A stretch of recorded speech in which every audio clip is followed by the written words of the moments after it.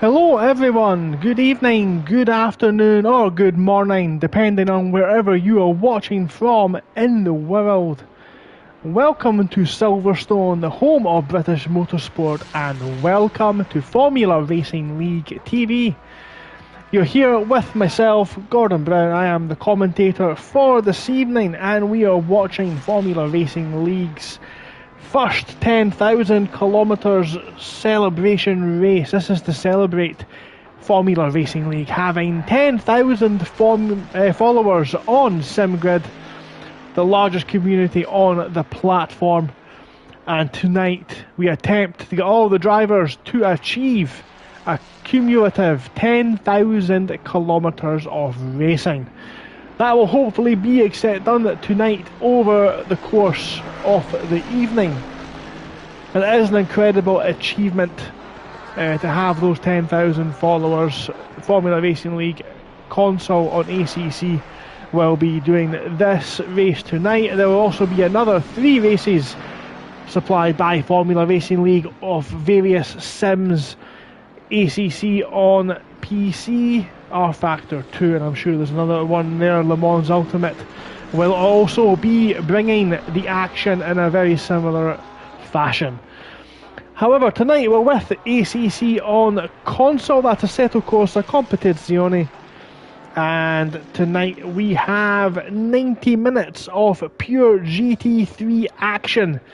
It's a beautiful simulated day here in Northamptonshire. 26 degrees, sunshine out. There is a very tiny risk of rain in the air, but the drivers will be hoping that none of that is indeed going to happen.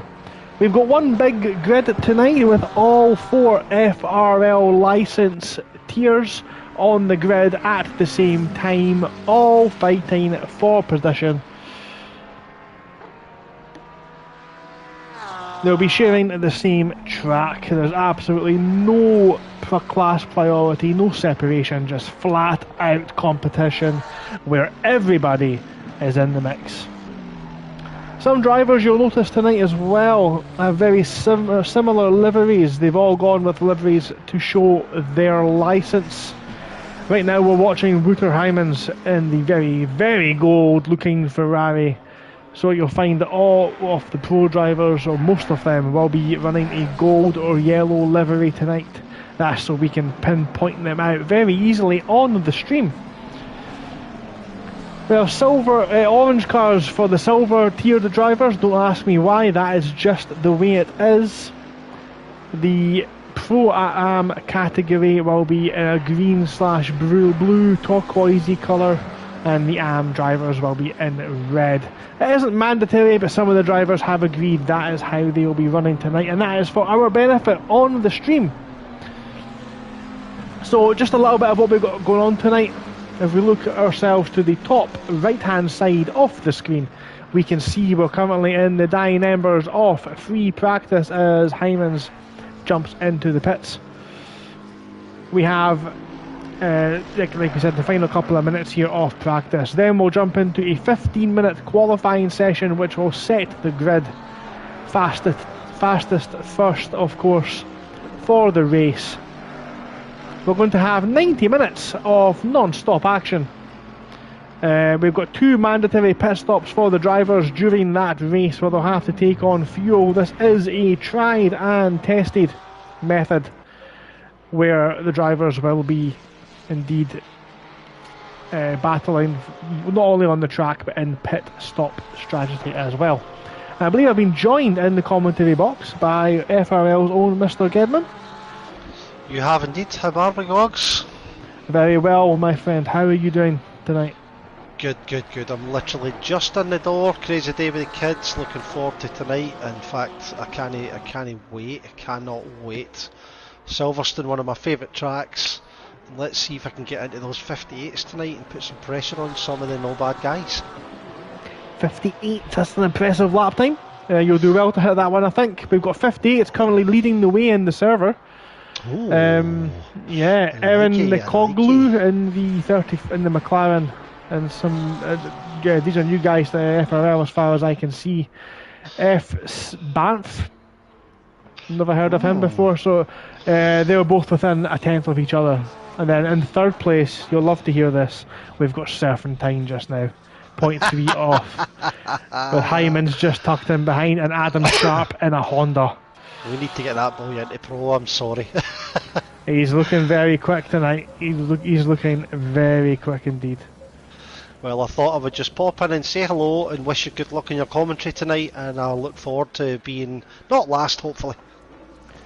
I do not think you'll be last on this grid. However, it will be competitive. It looks like we've got a lot of drivers in the midfield, very closely matched, very similar to the off-season. We've got, I think, 4 seconds altogether separating the field with all the drivers, and it's a big track here, so that's, considering there's 4 tiers on the track at the same time, that's quite a tight, compact grid. Well, good luck, and bid you adieu, and I'll get myself into one of the other chats, so have a good night. Yep, good luck to yourself, take care, I'll speak to you after the race. Thank you. Cheers. So that there was Chris Gedman, one of the co-owners of Formula Racing League. It's quite good he came on there actually. Just as we're watching the dying embers of practice, we'll just very quickly talk about the history of Formula Racing League and what's brought FRL to this 10,000 Simgrid follower mark. So FRL actually began back during the COVID lockdowns, a time when everyone was still isolated. People still wanted to race. We've got Pos Bazil there, one of the, let's call him the elder statesman of FRL. He's been here a long time as well, so it's quite good that he's commented in the chat. Thank you very much. Yeah, so back when the COVID isolation times, the dark days, a time when everyone was isolated, but people still wanted something to do, still wanted that social connection. Formula Racing League grew out of the ashes of that time. It allowed people to come together, share a hobby and a passion, and what is now grew arms and legs to become the most followed community on Simgrid, the largest followed community. I think we're currently sitting at 10,500 and something followers on there. They host events on Assetto Corsa Competizione, both console and PC. We've got Le Mans Ultimate, R Factor 2.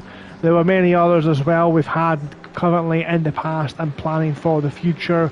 We currently do World Rally Championship, and I'm pretty sure we've got Ren Sport and Project Motor Racing on the horizon over the next couple of months as well. Some stuff for the veterans, new things for the veterans to get their teeth stuck into.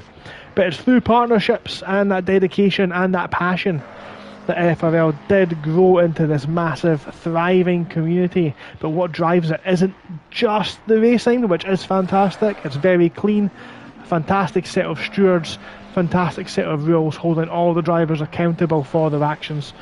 But it really is the people, the passion, the support structure that's been built around the whole community. It really does make it something special. So that's the story of FRL, and that's what's brought us to here where we are today. We are about to start FRL's season 20 on console. 20, yes, that's XX if you're of the Super Bowl inclined. Season 20. Just think about that. How many races Formula Racing League has endured. And Chris Gedman, who was on earlier on, will be starting his 1000th FRL race very shortly as well, which again has a lot of hours to put in on the sim.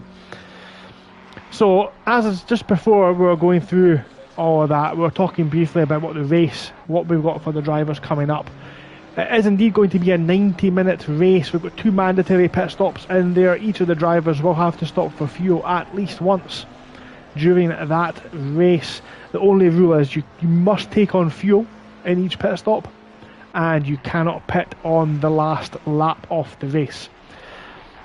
Multiple strategies will be available. You can pit at the start and still be in with a chance if you do receive damage off the first couple of laps. But that is now the checkered flag dropped on the practice session, and now we are coming into the dying embers of free practice. Erkin Koglu is still leading with a 158.3. Spanth with just tucked in behind. Wouter Hyman's back on track, trying to replicate that as well. He's a quarter of a second behind the drivers now, jumping back to the pits to finalise their setup changes. Marcolin Bruce Tooley, a late entry this evening in the 555 car, is rounding the final corner now. And comes across the line. What can he do? So Marshall a little bit on the lower slide. He actually won our off-season mini-series, Nifty at 50, did the Frenchman, and we weren't expecting to see him down in 34th tonight. That's definitely something we weren't expecting. Who else have we still got on track? No one. That is the end of the practice session. And now we get ourselves underway. This is the first competitive session this evening. We're going to have a busy track. 36 drivers are going to be in this session, all trying to set laps. Out in front, it's Erkin Koglu, who is the fastest driver in free practice, and he's going to be he's the fastest driver out off the grid as well. Luke Richings, one of our admins in Formula Racing League on console, will follow his story tonight as well. One of the people who is very committed to making Formula Racing League, and I'm going to be using this a lot tonight. I deeply apologise. Formula Racing League, sim racing at its very best. The admin team, Luke Richings, we've got David De Jong in the Ferrari, the 306 car as well, one of the admin members. We've got Serafino Gerbino. Please correct me if I've pronounced that incorrectly. I just realised it's the first time I've said it ever on a stream. Stu Rogers as well, and we mentioned the co-owner Chris Gedman, along with myself. All manage the Formula Racing League console side of things. It takes a lot of work. I will be honest, it does take a lot of work, but it's worth it. The community that it's been grown and built on, to be honest, really has been something that I find personally very rewarding. So this is now the outlap of qualifying. It is traditional that a queue develops in the final sector. We'll keep an eye out for that one, but we're going to jump on with Erkin Koglu as he comes round the second to last corner into Luffield, and he'll be looking to maximise his exit.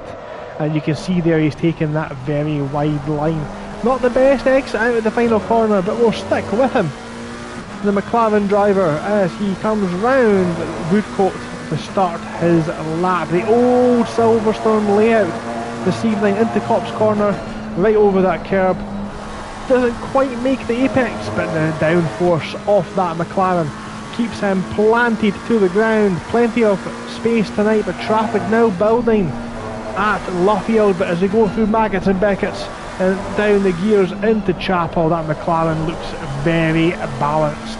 The number 35 car gets himself right over the inside curb, minimises the distance travelled, keeps the car over to the left hand side. I wonder if that's something that other drivers will do this evening, as we see one of the faster drivers take care of that hanger straight. Brakes very late into the corner at the end of the hanger straight, under the Aggregate Industries advertising banner. Tight, tricky left-hander, does not even touch that sausage curb on the inside. Control the right foot as you plant the power down onto the Hamilton straight. This is the normal start finish straight for F1. And now into the fast right. Gets his front right tyre hooked over that curb. And now into the tough braking zone. A little bit of trail braking. Don't run all the way out to the left, because you need to open up this corner here to maximise your exit speed onto the circuit. And now onto the back straight, up through the gears, keep the car over to the right hand side. Turns in very early, gets the front end tucked in. Maybe he's got the car set up that way, and the back end lives with the throttle being pinned But now round the final corner now, this time he's all over that apex, completely different line for the McLaren driver. Is now up through the gears and will finish the lap and complete the first competitive lap time here at Silverstone. Keeps himself over to the right hand side of the track and sets a 1:58.3. Luke Richards tucked in behind there, 2 seconds off the pace. Chris Gedman already finding time. Here comes Vaclav Pospisil in the Ferrari. He's not set a valid time, so that one will not count just now. Bit of a traffic jam going on around the loop. Here comes Roy van der Sloot on the final corner now. Across the line goes P7. It's not the fastest lap. Keep an eye on the left hand side off the screen. You'll see lap times tumble as Jamie Christie fires in a 1:59.3. Fantastic time from the man from Ayrshire. Matteo De Angelis once again showing his speed and backing up the admin team's decision to have him running Tier 1 in Taco Tuesday this season with a fantastic lap as well.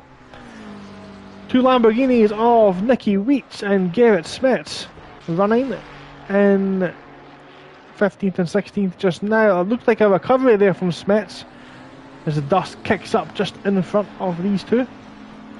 So who else have we still got out there? Stu Rogers in the McLaren. Oh look, that's not a McLaren, that's a very obvious Mercedes. Stu Rogers' first lap time is P17.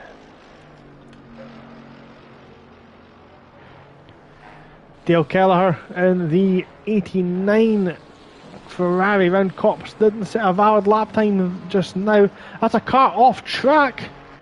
That's Mike Austell in the Porsche. He's found himself off circuit there, going through Magnus Beckett's. This is Maximilian Monveg coming into that very same section now. He's got a red BMW on his tail. Not many BMWs in the field nowadays. And Paul Trotman's going to do what he can to see if he can make anything happen in the 246 BMW.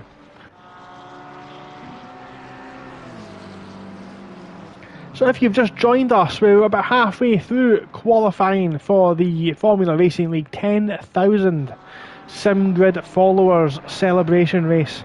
We're going to attempt to race for a cumulative 10,000 kilometres this evening.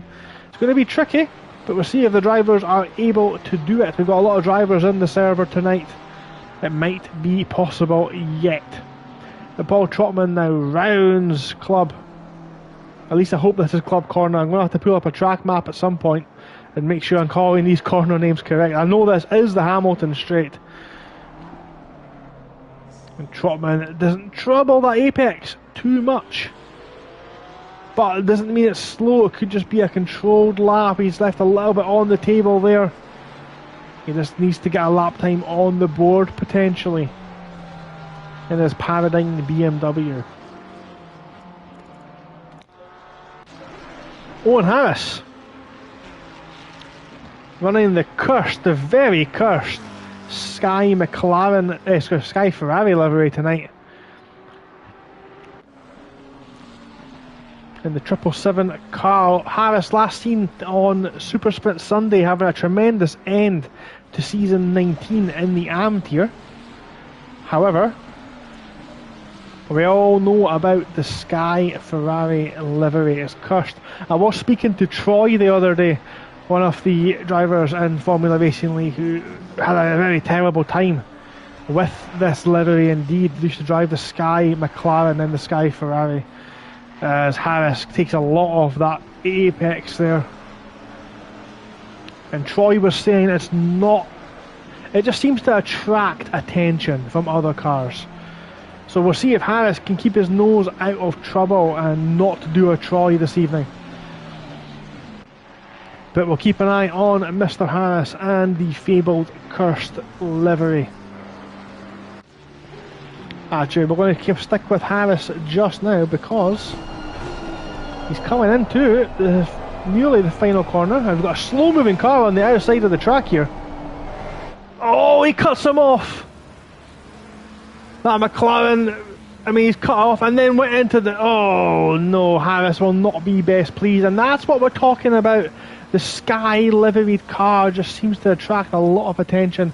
Harris not running a valid lap on this occasion. Up at the top, it's still Eric Nikoglu in the 158.2s with Sparth just tucked in behind McLaren 1-2 just now. Vaclav Pospisil in the number 34 Ferrari. Very striking livery. We love that one. Love to see that from the pro drivers as he's jumping into the pits. He's got 5 minutes to get a new set of boots on that car and get back out there. Also a good practice pit stop for the time being. Now this is something. This is something. Adam Sharps, not only has he just went into P3, he's also done it driving the Honda. A car steeped in so much FRL lore that Sharp is going to try and wrestle that death machine around Silverstone for 90 minutes and try and get a result out of it as well. I wish him the best of luck. One of the Formula Racing League veterans, a long time supporter via Patreon of Formula Racing League as well. We'll come on to that later on this evening as we get on. But Adam Sharp really pushing the boat out tonight, trying to get a performance out of that. It's a quick car, mind you. It isn't a slow car, but we'll see how he gets on. So we'll pick up David De Jong coming on to the back straight now. He's a little bit too far behind the car in front. He will not pick up a tow, but he gets the car turned in. It looks very under control. Very experienced driver is David De Jong as well. He came originally, was one of the admin members at Sim Racing Team Lowlands. Unfortunately, that league is no longer around, but David De Jong joined the FRL admin team from them, and since then he has been a fantastic addition. Doesn't improve his lap at this time, but De Jong has brought all kinds of technical knowledge to the FRL admin team, especially the use of the ever-present AI, which is in all our lives now. And he's found a way to utilise that so to the league's benefit, amongst other fantastic contributions, and pretty much almost ran the Taco Tuesday series last season. So big shout out to Mr. De Jong for doing that. We'll keep an eye on again on the Dutchman as his evening unfolds. A couple of drivers we're not expecting to see up top tonight. Jamie Christie absolutely flying now, within 0.6 of a second of pole, and he's pulling along a McLaren behind him so nicely.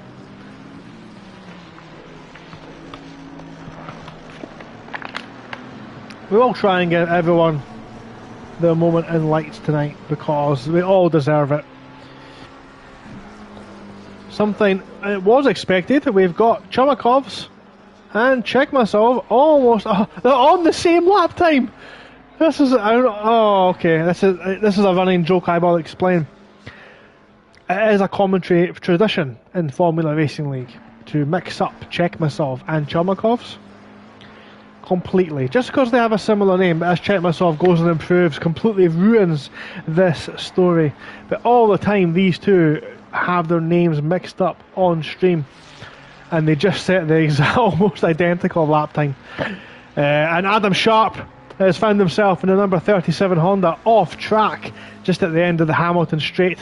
Got that on the mini map on the bottom right off the screen there, and that is the Honda taking a big bite out of him as Chumakov takes a big bite out of the runoff area and loses the back end.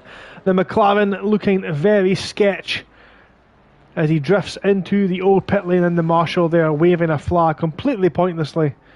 He knows he's on stream, he's doing donuts, that's what it is. He knows the camera's on him tonight. GT Jamie in the chat there, that's Jamie Christie telling us that he's 3/10 up and bottled it rather than getting back out there and doing a lap, but he doesn't have time, so he'll start no higher than P5, and now we're looking at drivers who will be starting their final laps as they come across, as that's Bruce Tully, Markle Bruce Tully gets across the line to start one more lap. So Erkin Okoglu will do no further part in qualifying. He will not improve any further. Barnes comes across the line.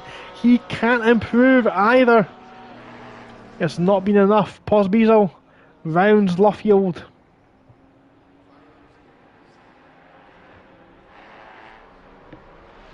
Into Woodcote now. Nothing to do but to keep the right foot on the floor. Can he improve? He can't. He's not able to do it. Next to come along the line is going to be Nikita Chekmasov in the AMG Mercedes.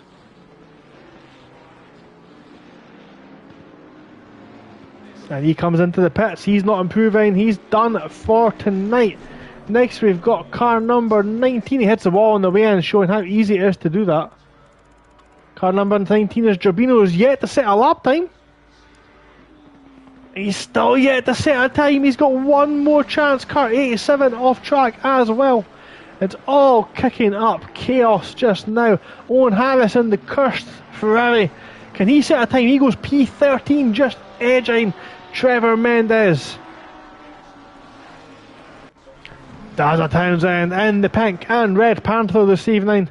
Red, of course, for the AM drivers. The checkered flag is out. Townsend crosses the line. He'll start no higher than P22. Serpentine jumps into the pit lane. He'll take no further part, but it's Markle and Brush Tilly get a four-wheel drift on the exit of Luffield.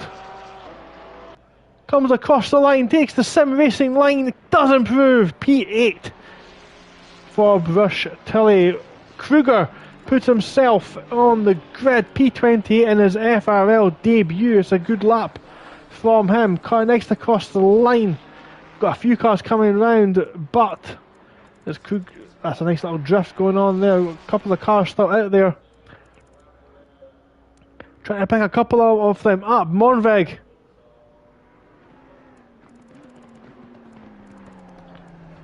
Again, one of the FRL veterans. He's been around for a while now.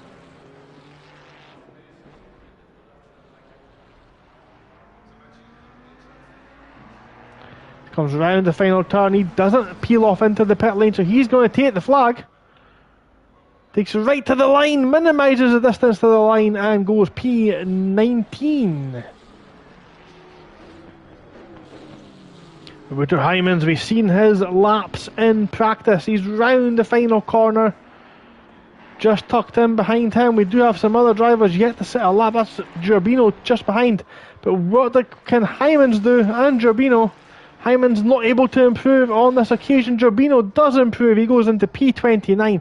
And that is the end of our qualifying session as that's Pospisil nearly completely wipes out the car ahead. But I have lost all keyboard camera controls, so we'll just fix that one. There we go, we've got the camera back. So, in the provisional pole position, we've got Erklin Koglu in P1 with a 158.2, and also matching him 158.2, a tiny little bit behind, we've got Banff in second. Row 3, Adam Sharp drags the Honda to a fantastic start qualifying position, with Vaclav Pospisil in P4. Jamie Christie in P5, great lap from the Scotsman, with Wouter Hymans in P6. Row 4 is Serpentine and Bruce Tilly. And on the 5th row we've got Matteo De Angelis and David De Jong, battle of the Diz. Stu Rogers in P11 in his debut with the AMG Mercedes, and Chekmasov in P12. Richard Gearman P13 and the cursed Ferrari in P14. Trevor Mendes 15th, Chumakov 16th, Gedman is in P17. Gregory Wood joining us in chat, one of the Super Split Sunday commentators joining us in the YouTube chat. Thank you very much for jumping on there. Currently having some issues with a sofa, I believe. Chris Gedman in P17, great performance from him. And Roy van der Sloot in P18. Very close in the midfield here. These three drivers separated by only a couple of hundredths of a second. Mornveg P19 and Van der Waal in P20. Marcolino in P21. Jordan Marshall in 22nd. Dazza Townsend 23rd. Alexei Andrianov in 24th. Christian Keller 25th. Luke Vitchins 26th. Grant Didsbury 27th. Mike Oster with a disappointing qualifying by his fast standards in P28. Same with Gerbino in 29th. Wayne Kruger in his first FRL race takes P30. Garrett Smets 31st and Nicky Weeks 32nd. Dale Kelleher is in 33rd. Paul Trotman 34th. Darren Davies 35th. And Mick Reynolds rounds out the grid in P36. Hello to everyone in the YouTube chat who's just joined the chat. Thank you very much for joining us. You're about to join us for the start of the race. Very tight qualifying session we've had there just now. You've just missed that one. Lap times, look how close it is in the midfield. So all the way from P10 down to P32, 1.5 seconds separates the grid. And on the right hand side of the screen where it says handicap, you'll see the new balance of power for this season. Every car now having some kind of balance of power. As we can see, McLarens, Ferraris and Lamborghinis, Porsches all heavily handicapped. Mercedes, Honda, all BMW not got any BOP at all. That's very interesting.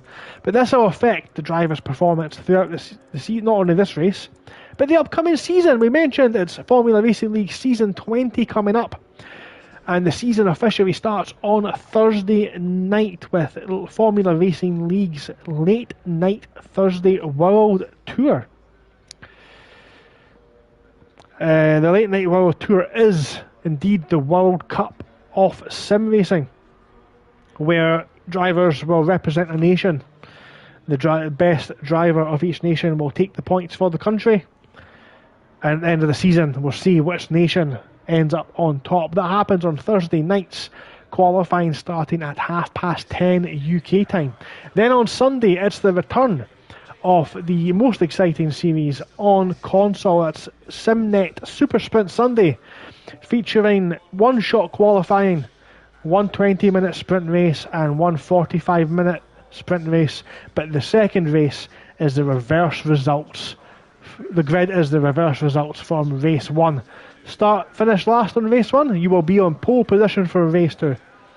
It generates some of the most exciting racing, and one of the people we've got in chat there, Gregory Wood, will team up with his buddy from last season, Jack Prentice, and fill in my position and bring the action to you all. But we're now 20 seconds out. That voice you can hear is Italian Jeff, who will be giving us some pit lane speak throughout the race tonight. 10 seconds to go as till the formation lap, as Erkin Akoglu gets us underway. They'll be driving around Silverstone at a very slow speed, and as they do that, I'm going to very quickly remind you all of coming up.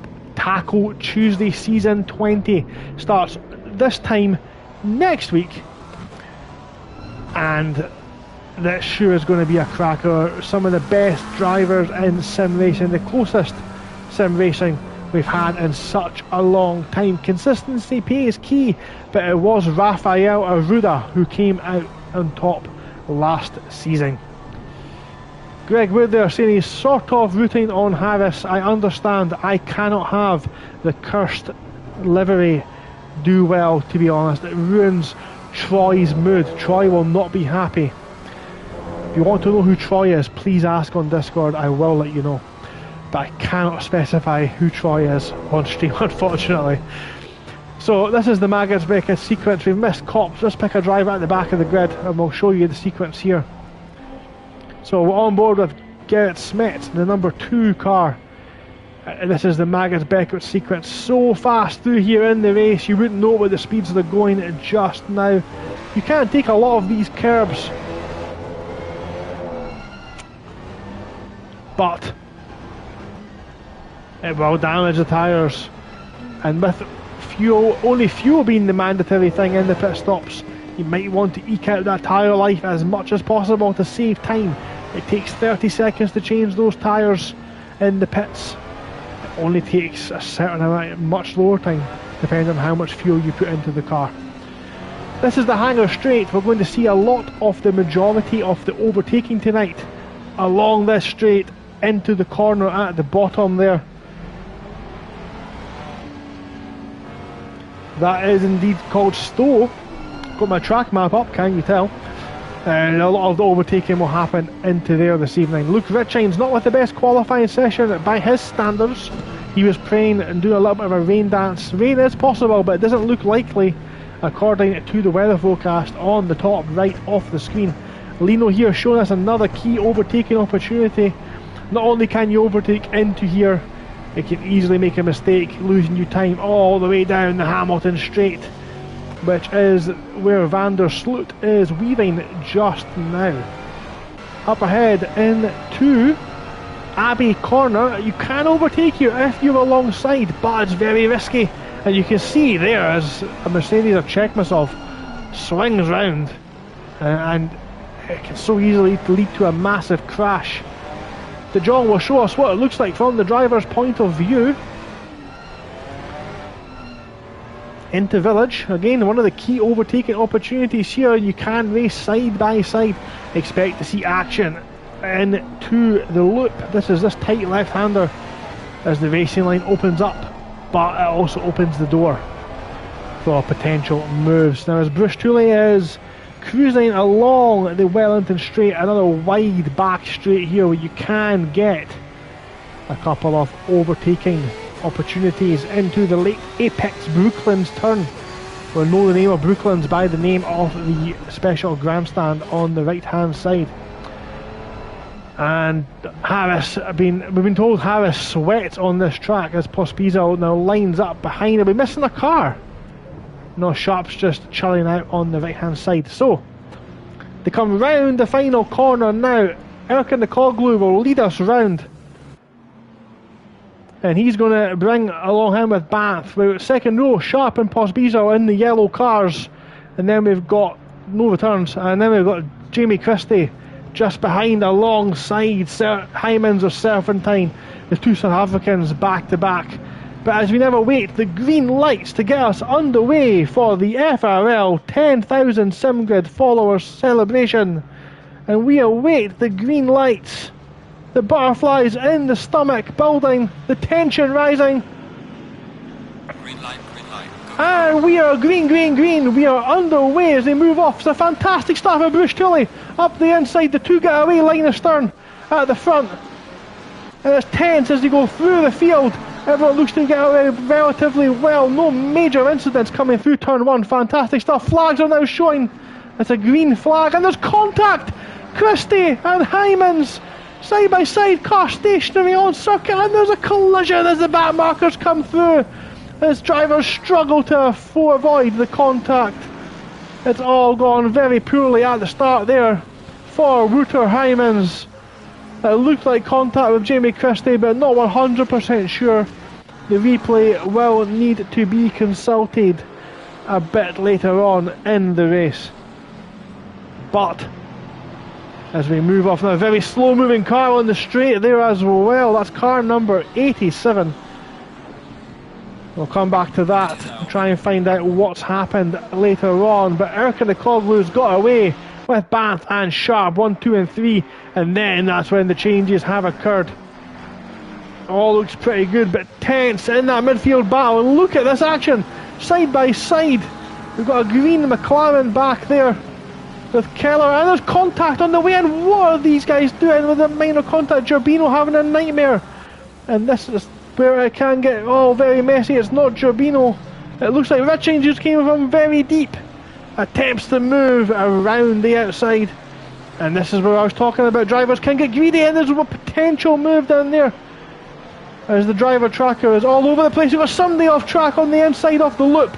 Need to be careful not to cut that corner. You can be disqualified by the game itself.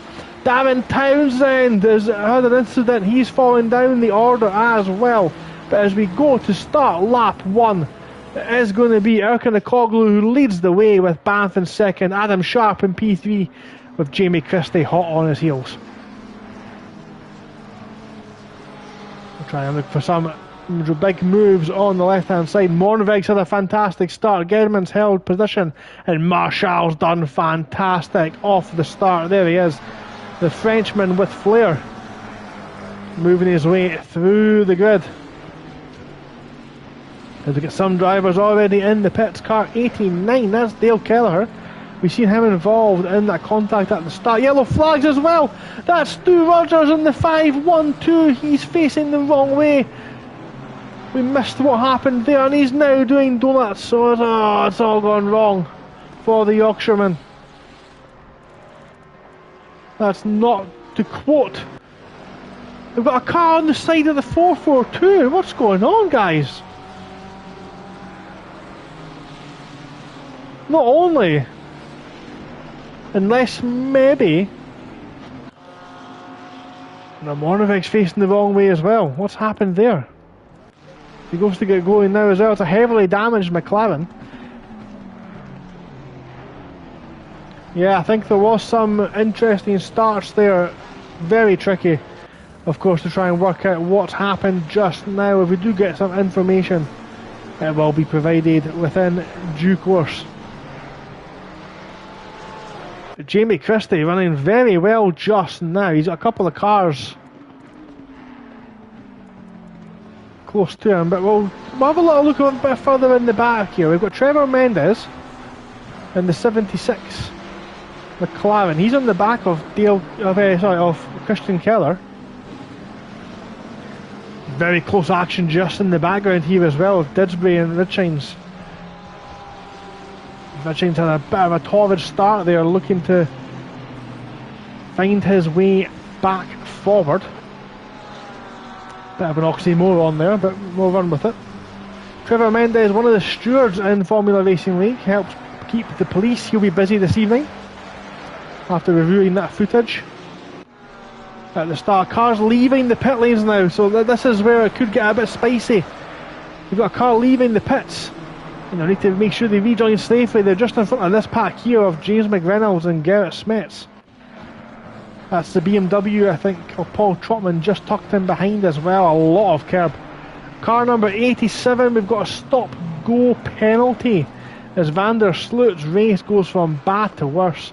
It's, you know, it's so easy around Silverstone, especially into the final corner. Into that pit entrance, the final corner sort of pit lane runs along with it, and it's a blind entry into the pit lane. Speed limit is Smets runs wide of Stone. He's got Trotman all over the back of him now, and of course the Aston Martin thinks about a move as Lino goes on the inside, but Smets able to hold him off just now. Rogers again still doing donuts and maggots and Beckett's. He's not got used to that Mercedes yet. I'm sure it will come. The 5-1-2, that is Stu Rogers. He's had a nightmare. He's been off again at the Maggots Beckett's Chapel sequence. A bit of lawn mowing going on, it looks like.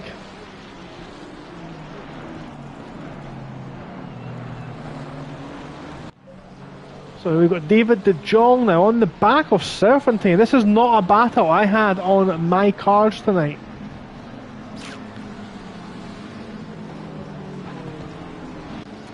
Marshall's looking very interested, a little bit further behind as well.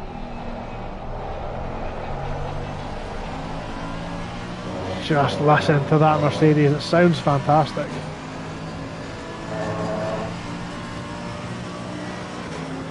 We've got a McLaren there moving over to the right. That must be one of the blue flag cars. Stu Rogers off track again. He's not had a good evening tonight, has he, the Yorkshireman? I know he's testing the car out, but it's not looking promising.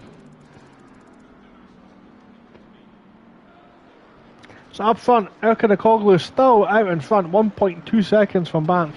Sharp a couple of seconds behind him. Christie a further second in P4. Pospisil 0.7 behind him. A bit of a gap now opening up to Marklin Bristoley, who's dragging along Serpentine, De Jong, and check myself. He looks like he's struggling with that car, isn't he? Has he got suspension damage potentially?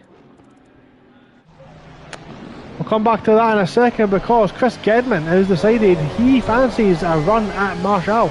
As Marshall clips that curb, Gedman nearly followed him in sympathy. But pulled out right at the last minute. Very good at pulling out of events. Chris Gedman is good at pulling out from that apex as well. Bit of a side joke there. As Gedman very hot on the brakes, nearly runs into the back of Marshall, that big heavy AMG Mercedes struggling to get slowed down. Gedman's taking a bit of a wider entrance into the turn, which will open up the exit for him.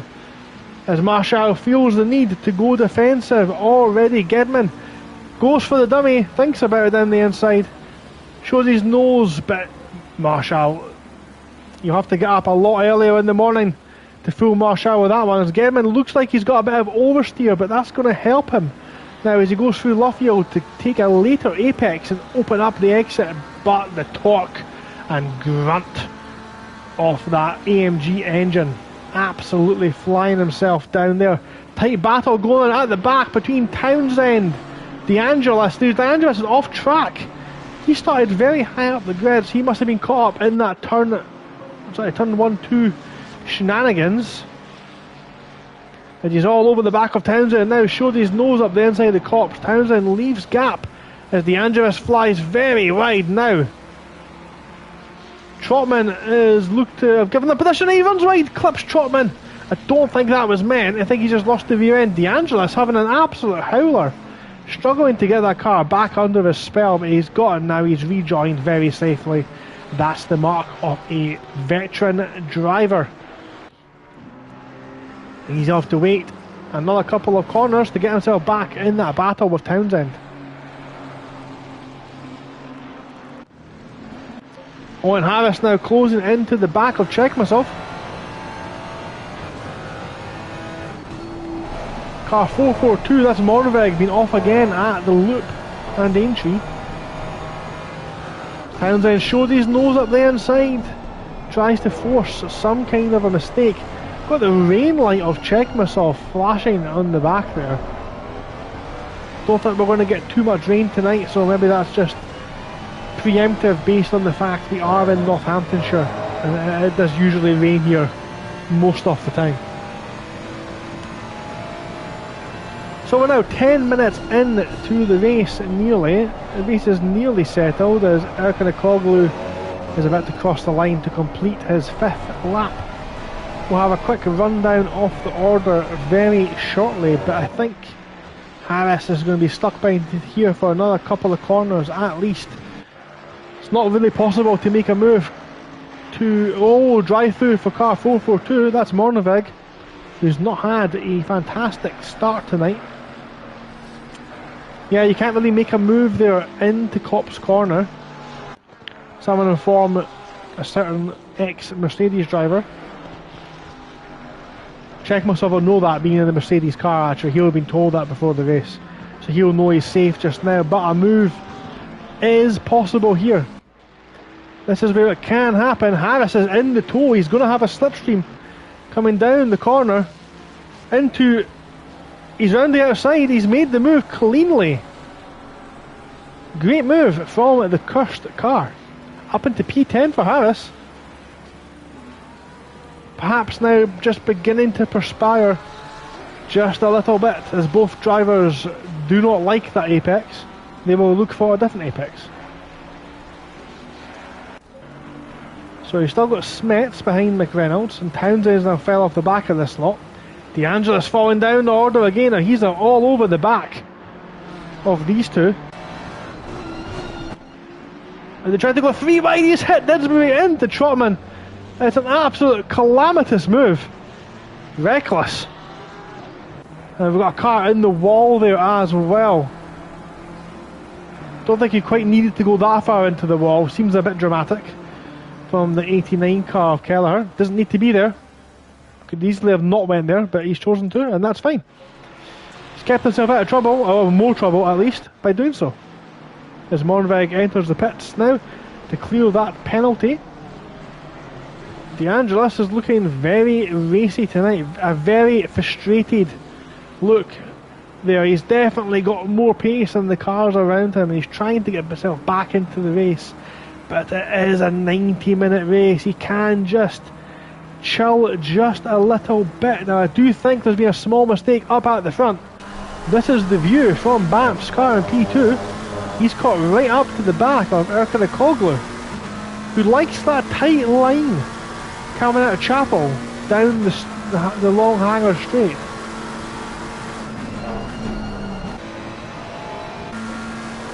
Now it looks like Richings has got himself finally ahead of a few cars actually. He's ahead of Mendes there. And Richings now beginning to move up. His last competitive race in FRL, he done fantastic in the Nordschleife race where I think he won his class actually, and he won driver of the day in the finale of Super Sprint Sunday season 19. Fantastic performance from him in a very, very wet Barcelona. So up ahead we're still looking very close between the front two. Has Erkanakoglu made a mistake somewhere? Because these two are looking a lot closer than they have been all race. And Adam Sharp now beginning to fall into the clutches just behind here. Yes, I completely agree with you, Greg. I think Richings really has come into his own the last season. He definitely looks like he's going to be a contender for the Silver Championship this time around. I'm sure you'll have a lot of fun bringing the action there, but we've got action going on just now. I need to find exactly where, because there's a lot of cars close together. Here he is, man of the moment, giving us some action when we've asked. Speaking of action, Pospiser's now all over the back of Christie.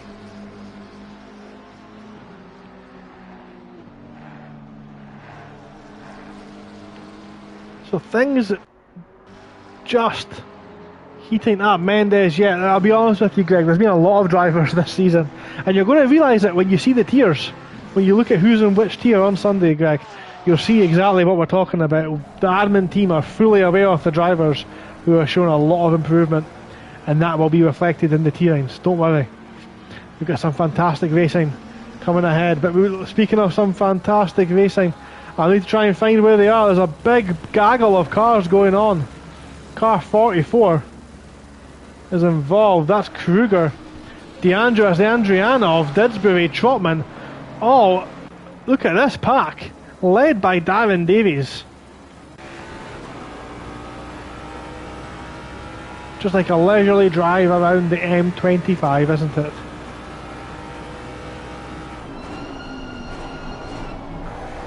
So Davies potentially the cork in this bottle.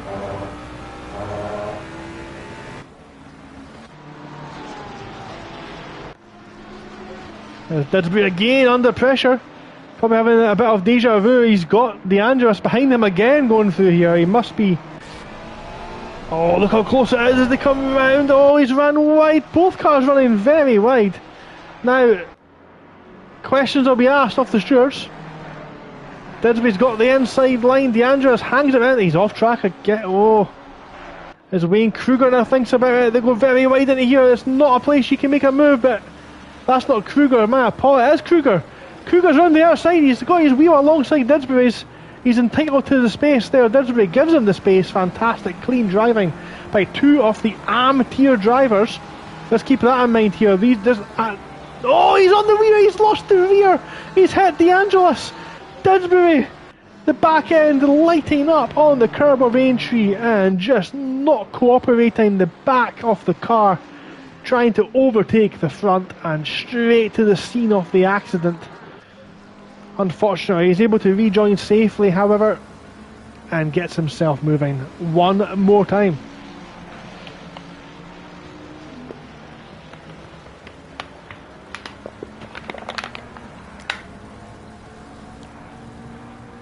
So Banff, they're still able to keep himself moving. Driving very well. We've got action at the back. We've got Markle and Brush Tully now. He's got Who's that behind him? Serpentine. Serpentine and Brush Tully almost side by side. Coming through onto the Hamilton straight, just behind De Jong and Harris now. Got a good battle going on. We'll keep an eye on that as well. Action all through the field. 15 minutes-ish into this race. Brush Tully's an interesting one actually. I do actually want to take a minute just to talk about Brush Tully. A big part, I mentioned growth earlier on, FRL's growth throughout the years. And a big part of that growth comes from Patreon, which is of course a platform which helps fund Formula Racing League. It is driver funded.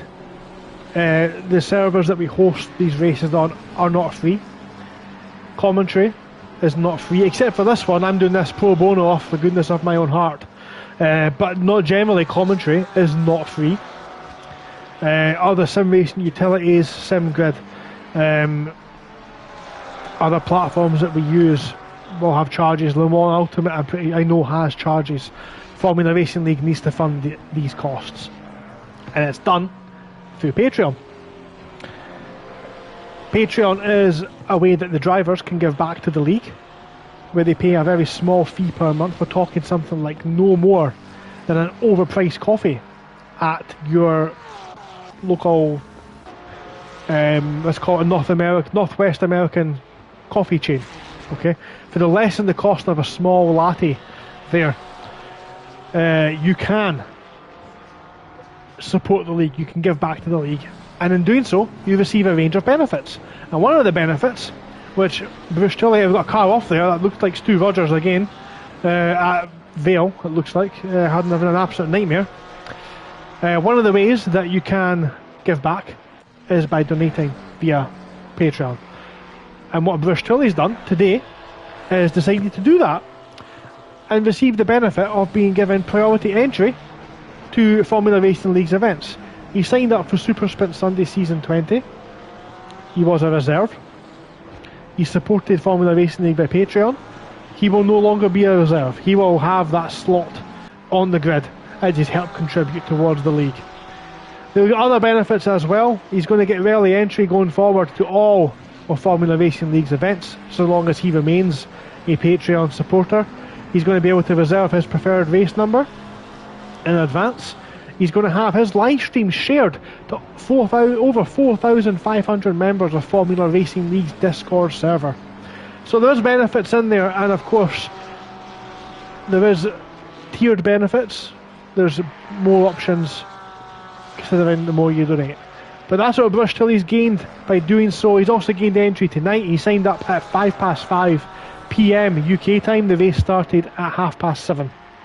So he was given the benefit and allowed to sign up because of that as well. So it is worth your time. He's now jumped on board. He showed his commitment to the league, and it shows how welcoming and accessible the Formula Racing League truly is. And yes, I did mean that when I said Bruce Tully. Thank you, Greg, for keeping an eye on the stream, as we've decided that Harris is not going to get screen time because he's in that livery. I don't want to show him, because the more we have this livery on the screen, the less likely he's going to perform well tonight. So I don't want to put him under that pressure. Instead, we're going to watch Chumakov's close up to the back of Richard Gearman in the number 33. The Dutchman now under pressure from Chumakov's as he looks to rein in Check Myself, just to give us a little bit more confusion as they come into the tight, complex corner onto the main F1 straight. Stu Rogers again really is making sure the grass around here and gravel and tarmac is all in fantastic shape. I can't repeat that one on our stream, Greg. You know I can't do that. I think Rogers had enough. He is testing the wall, and he knows he's on the camera now, I think. But he needs to be careful because he's got a car coming round. He does the right thing. He pulls over. As both cars get through just fine, so keep an eye back on the lead. The gap still 0.4 of a second. Sharp's pulled out a little bit of a gap now to Pospisil. He's found some time in that Honda, but look at this. The gap closing on the way into Cop's corner, but again, these guys know he's ran a bit wide there. We need to be careful he doesn't pick up too many track limits warnings. You do get 3 warnings around here. You get 3 times where the stewards will say, naughty, naughty, don't do that again. And if you do it a 4th time, it will become spank bottom time, I think. And you'll end up in the steward's room or the pit lane for a drive-through penalty. But look at this, we've got a slipstream coming up, and we're now approaching some lapped traffic as well. Look how close it is between the two of them. We're now in the passenger seat of P2, that's Banff. We're 0.2 separating the lead. Maybe he's just kept his tyres in slightly better condition. Car 19, that's Gerbino, off track as well. We need to be careful for his rejoin. He's miles off track. He's got damage. Look at the front wheel, it's gone. He's in trouble. He needs to watch that rejoin. He needs to be very careful as the cars come round there. That looked like Christopher Gedman and co.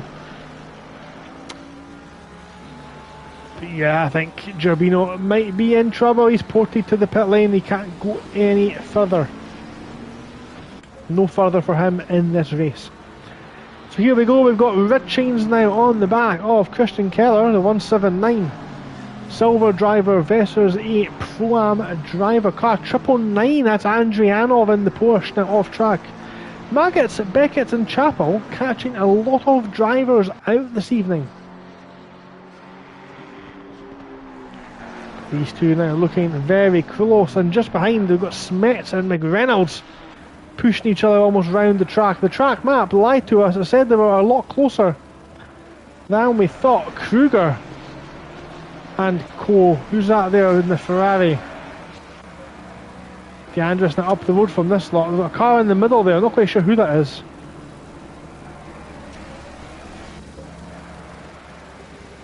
Obviously not for position, but back up the front then.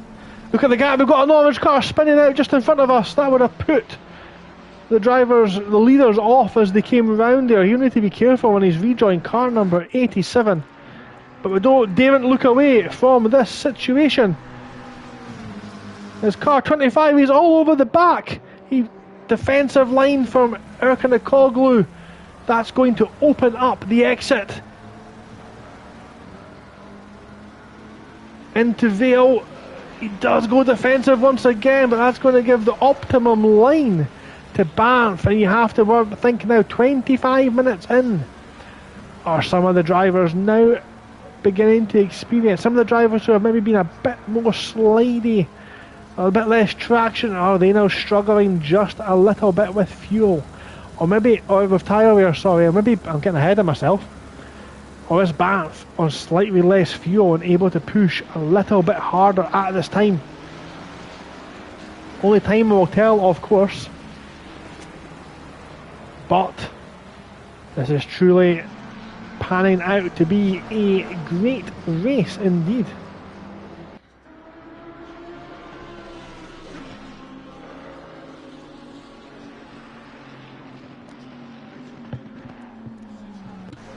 Big action, a lot of cars all close together in this section. Chumakov still on the back of Gearman, and you can see there from the cockpit, you can actually see the footwork of the driver. And there's nothing really to do at this point in time other to plant his right foot. Chumakov's there looking at it, look, see the whites of his eyes through that helmet.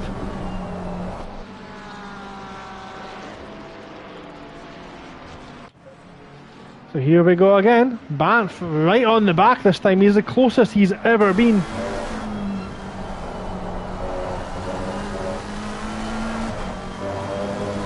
He's going to get a fantastic toll this time. Erkanakoglu moves right. He's going defensive. How defensive does he go? We're getting closer, closer. He pulls out to the left hand side. Not enough this time. He's on the bumper. He's on the left rear quarter panel of the McLaren stablemate. Again, Erkanakoglu goes defensive. We've got two cars off there at turn one. That's Kruger. No, it's not. It's not Kruger. Is that Trotman 246?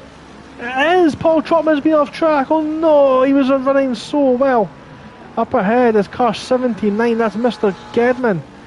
Comes through and he's got Mendes all over the back of them. Mendes and Gedman side by side into Stowe. Mendes throws it down the inside, Gedman's back end looks to rotate nicely, but it's actually very oversteamy. His tyres not performing the way he wants them to at this time, as he takes a big chunk out of the sausage, completely munched by the front of his Porsche. Banff now dropped off. He didn't make it happen on this time. He's fallen off a little bit now. Marco Lino looks like he's getting a little bit hungry as well. He has got Keller, Christian Keller, the Hungarian, just in front of him. Oh no, car number 37, that's Sharp! The Honda has taken a big bite out of Adam Sharp. Just the Honda doing Honda things. Troy also had experience driving the Honda, and Troy completely understands as he bailed back into the McLaren, the cursed McLaren, for the remainder of that season. He drove the Honda as well. Tricky car, rewarding when you get it right, but now Bruce Tilley is all over the back of Sharp, and Sharp will be a little bit nervous. He had a good gap going, but now that's been eradicated by the eater of worlds that is the Honda. As the timing boards now update, half a second split the top two up front, almost in a league of their own tonight, with Pospisil running very consistently. The man is so good at just keeping his car on the track, pointing in the right direction as Bruce Tully nearly goes straight into the back of the Honda, and that's what happens when you look so closely at the back of another car. It's so easy just to snatch a brake, a lock up, miss your braking point, or even just the car ahead has so many different traits. It can just snap and bite, and Bruce Tully's now lost a place to Serpentine. That's now going to release the South African onto the back of the man from Yorkshire in his Honda. A couple of Yorkshiremen in the race tonight, of course. We're not going to go look at the other ones, as Luke Richings is now in the pits, just ahead of him. Gedman, who has made a stop. No, he's not. Yes, he has. Up into P23, so he's now rejoined. I think a lap down just behind Checkmasov. He's lost. No, that's Rogers. That's Rogers in the Mercedes, who has once again, I think, decided he will not be taking the Mercedes for Taco Tuesday. So what are we looking at here then? We've got Chomakov's, German and Checkmasov line astern still. As Banff's in the pits. Banff has taken the opportunity to pit now. So the question is, what will Erkinologlu do? Will he respond? Bruce Tilley also in the pits. Pospisil takes and inherits P2. Some drivers have now completed all stops. Dale Kelleher going to try and run for an hour, get himself back in the grid, up the grid, and Mornveg as well. Van der Waal on the back of Trotman, on the way into Maggots and Beckett's. Need to be careful following another car through here. They've got the Pink Panther of Townsend just tucked in behind. As Wayne Kruger from P21 jumps into the pits now as well.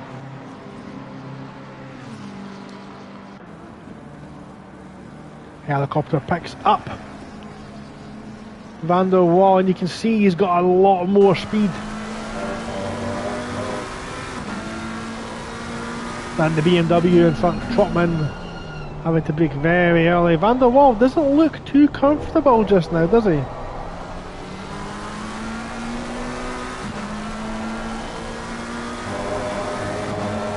Where has Banff come out? Fantastic question.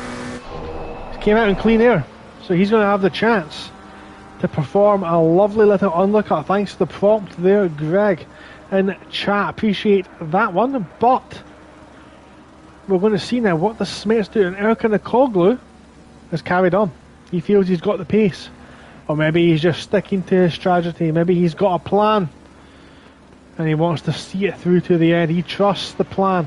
Trusts the motion. Banff has came out behind Bruce Tully. So Bruce Tully looks like he's pitted. And that looks like a tyre stop for Banff then, if Bruce Tully has came out. So Banff is pitted, taking tyres. He came out behind Bruce Tully. And that looks like Grant Didsbury just ahead. Whereas Bruce Tully looks like he's pitted just for fuel. And he will look, excuse me, he'll look to take another pit stop a bit later on in the race. So this one's shaping out nicely. Some contradictory strategies between the two top drivers tonight. Car 44 off track. That's Kruger after being a fantastic start. He's now lost the rear. He's rejoined fantastically, to be fair, for his first race. To be rejoining out there. It really is good signs indeed. So we've got here Banff again and Bruce Tully battling hard. Now Bruce Tully's under no obligation to let him past, but good racecraft would be to understand that maybe that's not your fight today. Every position counts, and again no obligation to let him go. A car off track there as well. Who was that? 442, that is Mornvig. Mornvig's been off circuit again. Now they're coming up to this battle. This Grant Didsbury, Paul Trotman gaggle of cars. Involves quite a few cars here actually.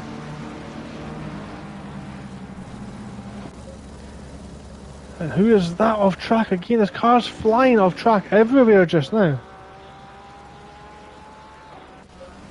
Becoming very tricky to keep track of what's going on as Bruce Tully holds the line. There's two cars. Hey, oh no!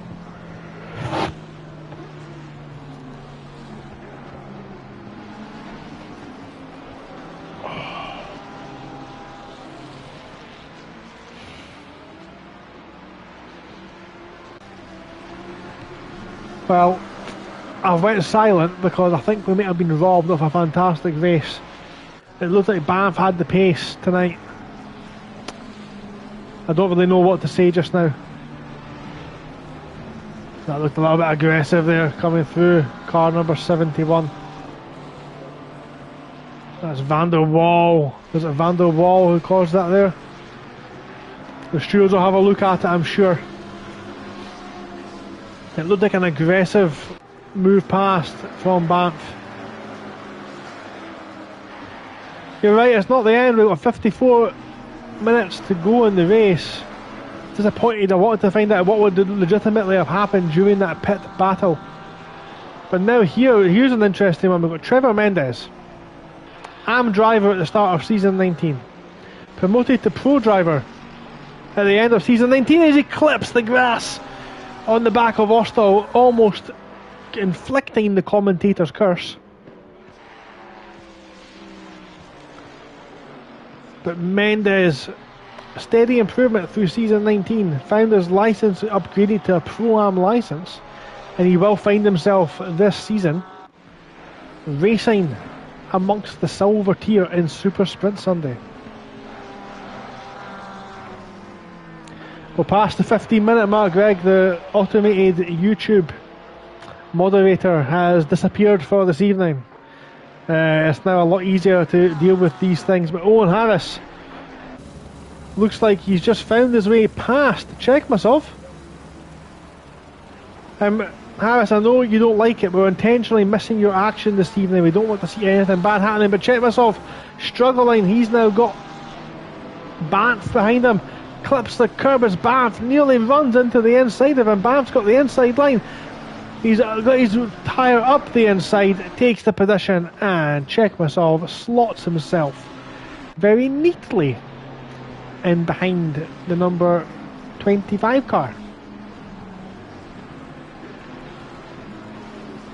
A little bit further back there, still got Wheats, Van der Waal, and Not quite sure who that is. That's another Ferrari behind it. It's not Hyman's.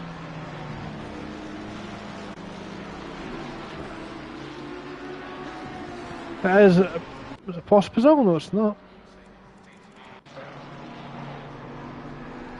Yep, Harris, we can see there maybe, so you can see there guys, if you're new to Assetto Corsa Competizione, which if you are at this point in the game's life, I'll be shocked. But if you are, you can see there in the orange background next to the driver's names and car number, that shows how many mandatory pit stops the drivers are still yet to complete. And we can see there everyone from 1st to 8th has yet to pit. Brush is the leader of the cars who have pitted. So Brush Serpentine, Harris and Banff. So Banff now making his way up to the back of Harris. We're on board. Very quick driver. Harris goes to the inside to defend. And that is the move. You are allowed to defend. Harris, not the most careless driver, but will know that if the car is going to go round him, he's going to make him go round him the long way. He's going to make him go round the outside. 2 trailer park girls go round the outside, round the outside, round the outside. Banff's not going to let it go just yet. They've got a drive through for Gerrit Smets for speeding in the pit lane. Again, we mentioned at the top of the show, it's a very easy thing to do around here, but look how close Banff is now. Banff flashing, and no obligation for Harris to move. But he is saying, look, I'm faster. We're costing us both time. Please let me go. Again, no obligation, and he has decided, well, I thought he had decided to let him go there. He hasn't.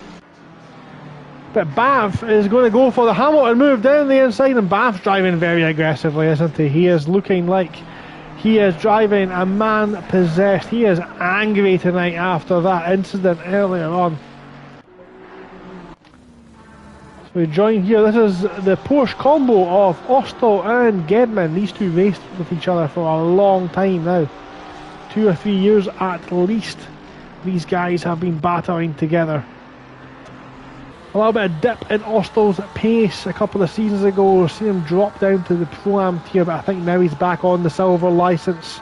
And we'll see Gedman and Ostal fighting in Formula Racing League in Taco Tuesday this season in the top tier, the upper echelons. So, we're nearly halfway through the race. A lot's happened. Let's run through the order. Elkanoglu is leading the way 20 laps into the race. He's yet to encounter any major traffic that's helped him. Pospisil 7 seconds behind him, with Jamie Christie the same gap behind. That's the top 3. Adam Sharp, after he got Honda'd into Luffield, done that myself a few times, lost 3rd place. He's now caught back up to 2 seconds behind Christie. David De Jong running fantastically well in P5 with Chumakovs in P6. Kelleher 7th. Townsend running very well there in P8, but he's now got a very motivated Marklin Brushtilly behind him. Serpentine's running well as well. It's not really a pun, is it? As Townsend decides now is the time to pit. I am going. I hope he's not went too fast in there. Serpentine is in P9 now, and the drivers will now move up as Banff has got the fastest lap of the race. And you have to think, if it wasn't for that spin, where would he be just now? Harris is going to take P11, Checkmas off 12, Andrianov 13th, and then Harris is going to come, Townsend's going to come out of the pits potentially. Round about them as Andrianov pits now as well. Probably not the best time to start doing a roundup of the race, the halfway point, as a lot of drivers will be pitting round about now to take tyres. De Angelis back up to P24 and has pitted, and he's found himself behind Darren Davies once again, which I'm sure he'll be thrilled about. And we've seen how aggressive DeAngelis can be. I think Davy's very wise head on some very experienced soldiers, I would say. He knows not to fight that one too hard. He knows where his battles lie this evening. He's running well. But Grant Didsbury and Paul Trotman have now got Nikita Chekhmasov for company coming through to lap, and this is round about this time we're going to see how good the drivers are at navigating the blue flag situations. Now these two look like they might be obliged to get out of the way of Chekhmasov, so what is going to happen here? Because Chekhmasov, by rule, has to get that position, and they can't defend, and is that going to open up the door for Didsbury? Chekhmasov retakes the racing line in a very aggressive sweep. It's always dangerous when you do that with a blue flag car. You don't know how they're going to react, but it's worked well for them. So this is Jordan Marshall, again the winner of the Nifty at 50. P2 I believe in the Nordschleife off-season race, and P2 in the AM class of Super Sprint Sunday last season. So he's had a good season last season.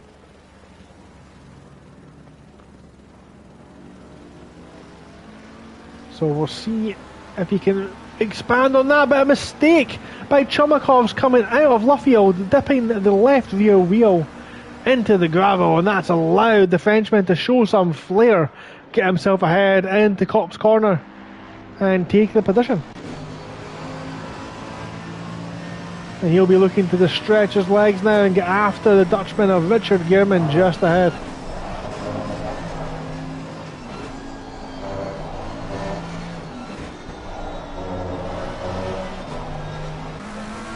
Oh, what's happened at the top? Jamie Christie now pits. Pospisil goes second, into second. Jamie Christie pits. What's happened to Adam Sharp? He's pitted.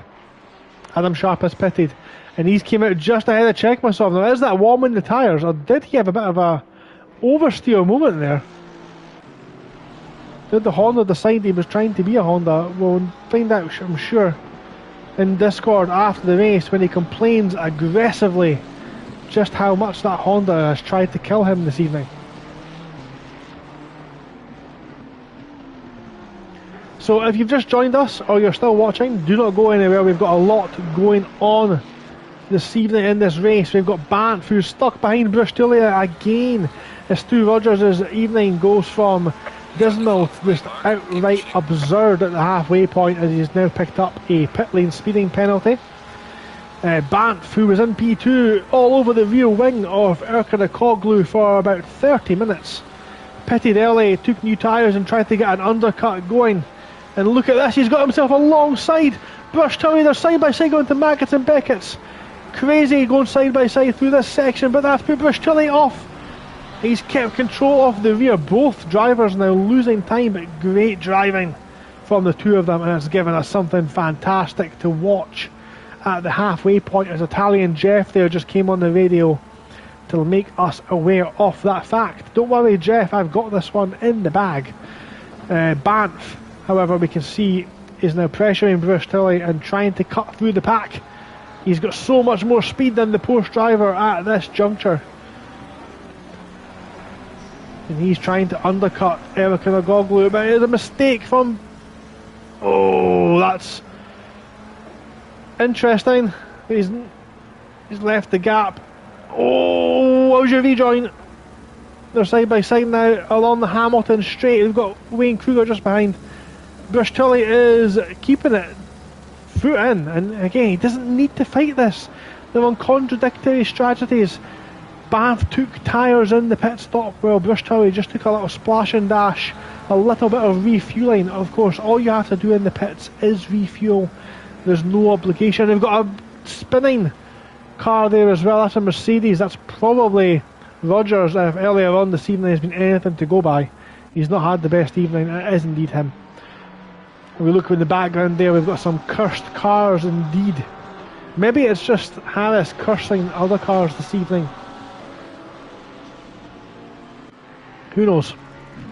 Interestingly, Townsend is taking all of his pit stops. And he's in P19. So Townsend is taking all of his pit stops.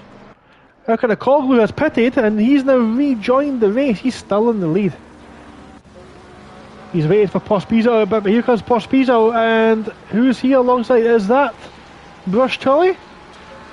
It is! So Brush Tully has got himself ahead of Pospisil. So that's Pospisil taking tyres maybe as well. So we might see Pospisil all over the back of Merkel and Brush Tully. Got a car going backwards in the background there. Who is that? Okay, yeah, it's Stu Rogers, that's fine. Stu Rogers tonight really testing the absolute limits of that Mercedes. It looks fantastic to drive, it really does. An absolute advertisement for the GT3 car.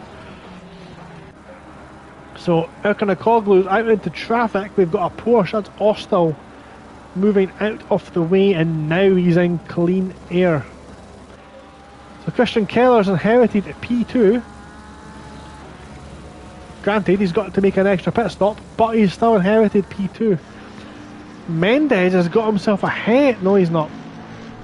What's happened here? So that is Chumakov's now on the back of Marshall. Marshall's pitted, and Chumakov's now on his rear end.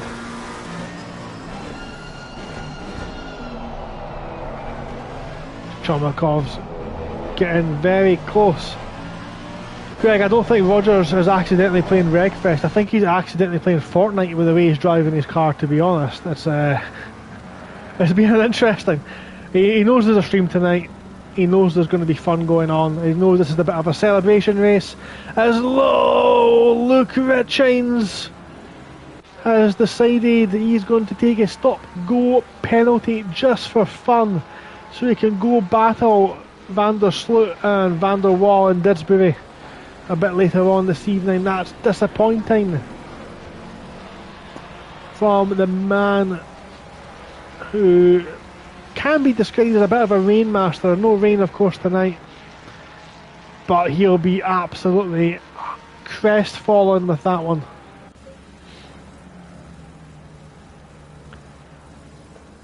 I turn away for 2 seconds, and Mendes takes Chumakov's.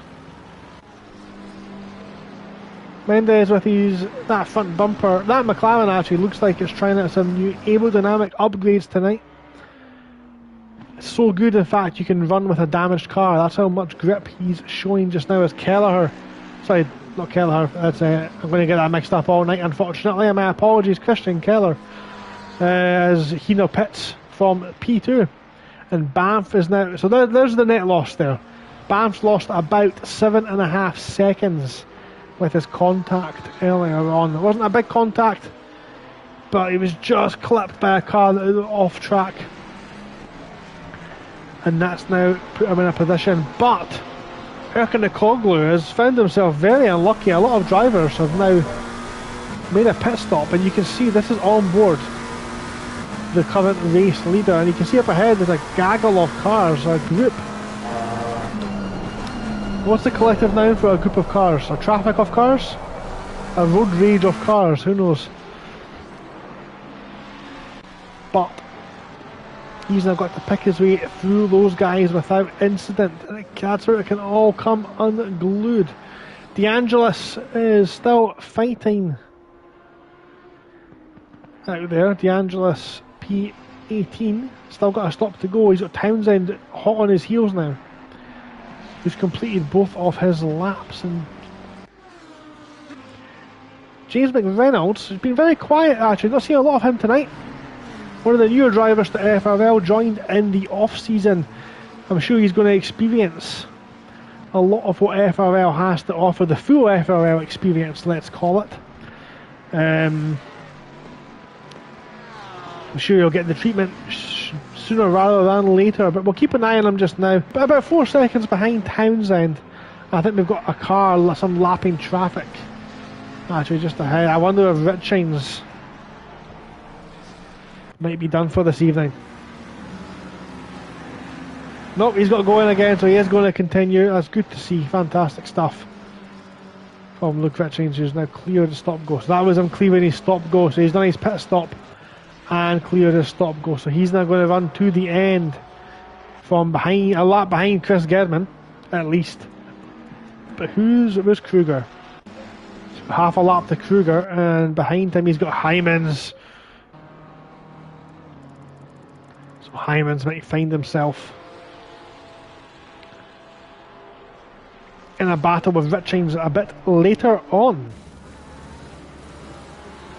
So Owen Harris, in the cursed car, who we've not been giving much screen time to, we don't want to give him the commentator's curse, has found himself up in P6. Jamie Christie's completed his second stop. And Chumakov's the car off just ahead. Who is that? We don't know. It's Mornvig. Mornvig letting some lapping traffic past. Tries to get himself on track again. He looks like he's stuck. But Marshall under pressure from Chumakov's. Chumakov's has looked slightly faster over the last season.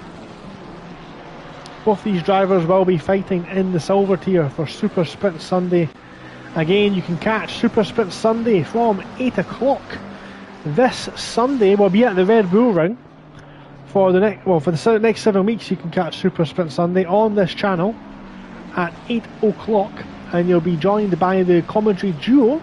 You won't just have to listen to my very strong accent. You'll get commentators that a lot more people can understand, as Marshall finally relieves Chumakov's off the big blue bumper in front of him.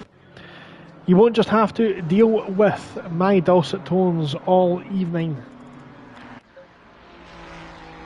You will enjoy the lovely vocals of Greg Wood, who's currently dominating the YouTube chat, and his tag team partner Jack Prentice, who is noticeably absent this evening. Noted. But Adam Sharp now on the back end of Harris. Now Harris looks like he's clearly moving over. Knowing after watching me drive and commentating on me drive that Honda for a season, he knows he doesn't want to be anywhere near that Honda when it comes near him, just in case it decides to lose control, because it will randomly decide to lose control again at some point this evening. But fair play to Adam Sharp, of course, for taking it. Of course, FRL's 2024 Driver of the Year was Adam Sharp, as voted by the community. So if anyone can do it, I'm sure he can wrestle that car to the end. But Jamie Christie has now completed all of his stops. He is the furthest forward person who has done so. He's now joined the back of Chumakov's, and this is for position. And the problem you have with this strategy is a lot of the cars out in front will now be going to the end of the race. Conflicting strategies, of course, as well. I just wonder if Stu Rogers is just out there lapping just to get to the end tonight, just to cross the checker flag and get some mileage off that Mercedes under his belt. Maybe he'll sever his ties with the Mercedes before Taco Tuesday runs around. But we've got two cars side by side here. That's Smets and Austell.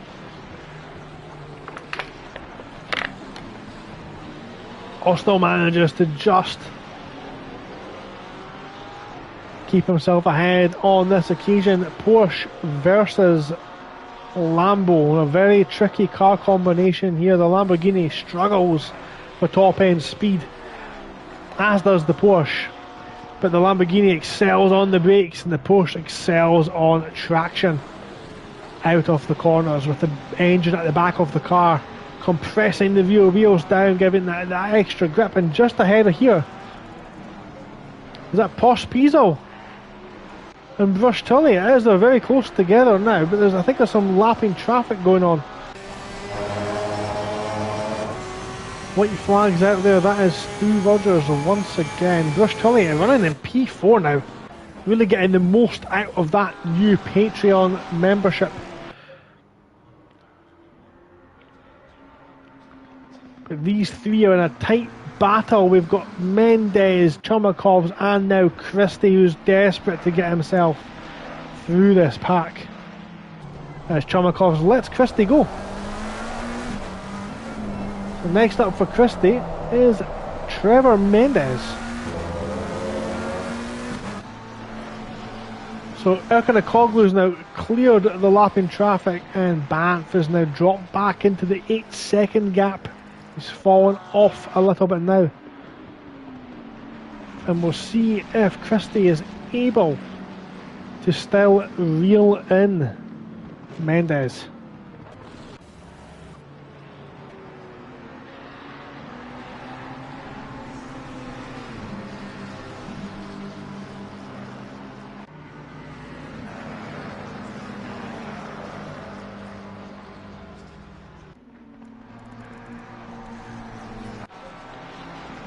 So here we've got Andrianov on the back of Reynolds. Now we said McReynolds would get his moment in the spotlight, and unfortunately it's going to be a pink Porsche closing him down, unfortunately. But he's going to get his name mentioned a couple of times in the next 5 minutes. If you're just watching us, we're into the final 30 minutes of the FRL 10,000 kilometre challenge. 10,000 Simgrid followers FRL now has. As McReynolds gets very oversteery and moving back and forwards, as Andrianov slings it down the inside and there's contact, and McReynolds looks like he's turned into Andrianov there. Of course, we'll leave the stewards to make the judgment call on that one, but it's not went well for the Porsche driver. It has now been lapped by Pospizo as the leaders come round Luffield to start one more lap. Now, it's not fair that Erkanakoglu has not had much time on screen. We've got another slow moving car. That looks like Morveg, who is going to get blue flag. Now that's going to potentially hold up. Nope, absolutely not. As great driving actually from Morveg to get out of the way at that section off the track. That's quite impressive actually. Andrianov will live to fight it one more time. He's managed to clear Davies already actually. Davies has got an orange Ferrari behind him. Who's that? Yeah, we can see the gap there. So that is Richings in the 104 Ferrari. And now Hymans is only a couple of seconds behind. As Banff is now pitted to make his final stop off the race. Surely he's not gone for the no tyre strategy. That would be highly impressive if he manages to get around here. He's going to rejoin just ahead of Chris Gedman, who's, by the way, running very well in that Porsche tonight. P12.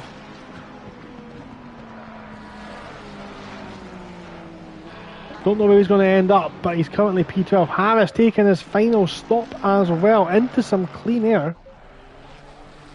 Gehrman half a second behind De Jong, so we've got the battle of the Duchies tonight.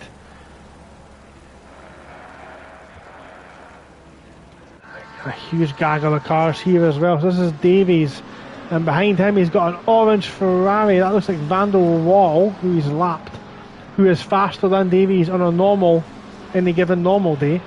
We've then got Didsbury, who I think has been lapped by both of them. It looks like it's busier than it is, and car off track, car 77 at Cops Corner. That will be a big one. That's Nicky Wheats in the Lambo. Maybe he's just lost the rear potentially. It looks like he's rejoined with relative safety, but he's now got some leaders coming through, and I wonder if maybe the leaders coming through has just spooked him a little bit.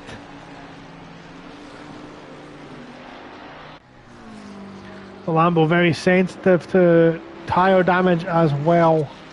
One of the weaknesses of that car.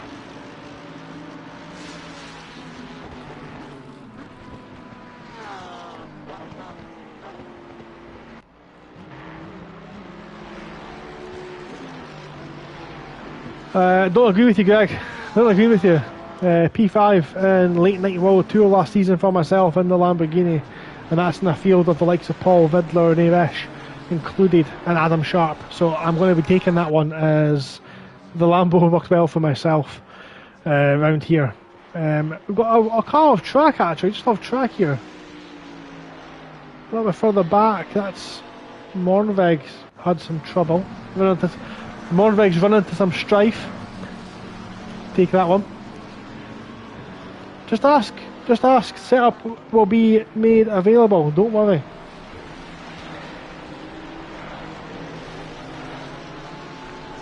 So,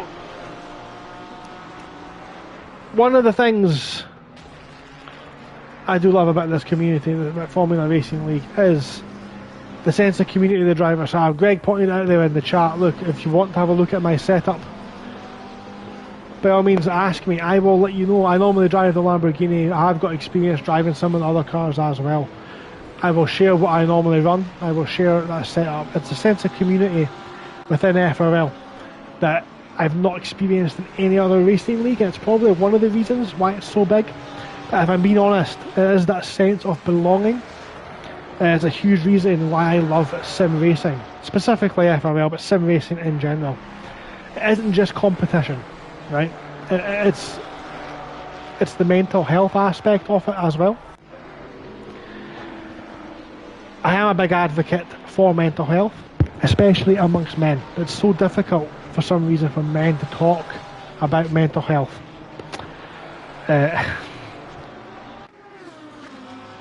It's something that's not mentioned. There's constant pressure to be strong, to keep it together, to be the provider, to not show any emotion, add in work stress, financial pressure, maybe family responsibilities, and it can really begin to take its toll. That's why I think it's so important to have what I call a third place. Everyone needs to have a third place. Almost everyone, and I hope almost everyone, has a home. Most of us, we have work. That's our two main places. Nowadays, that seems to be the only two places most people have. They're two main pillars of our lives, but you do need that third place where you can just decompress, disconnect, or even connect with others. Be yourself.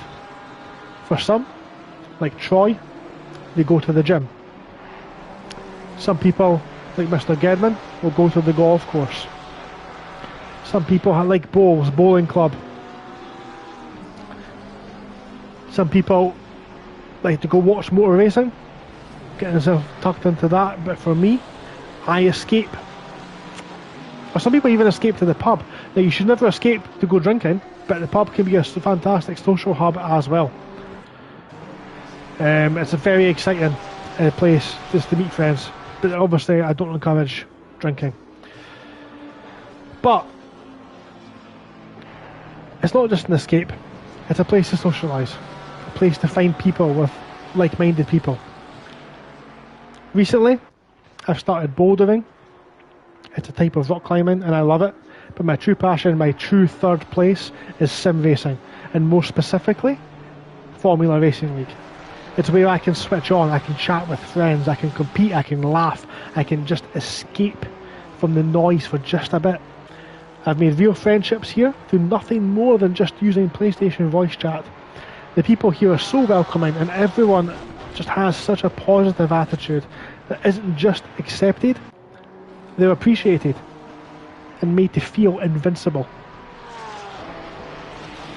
And I think a lot of people watching tonight probably feel the same. That's what makes FRL so special. It's not just about the racing, it's about the community, the friendship, the giving people that third place where they truly belong.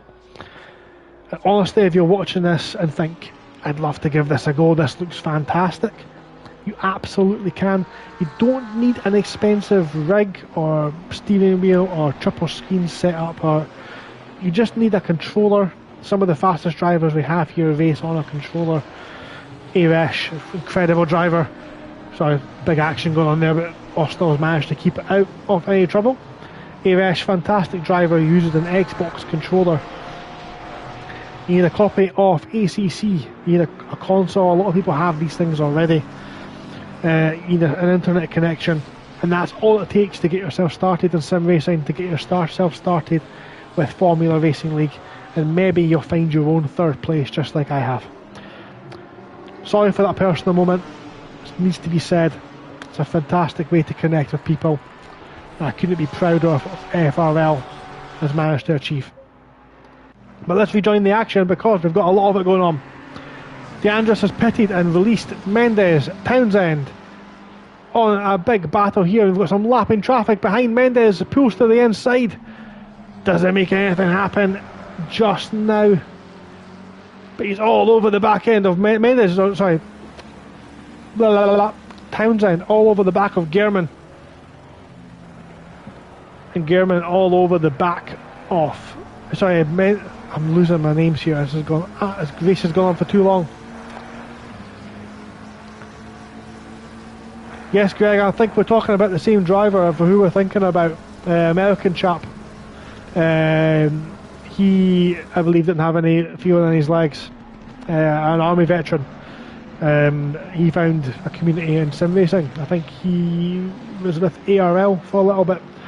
I don't know if he's still there, to be completely honest with you, but yes, I completely agree. He found his place as well within the sim racing community. It's a fantastic place to get involved.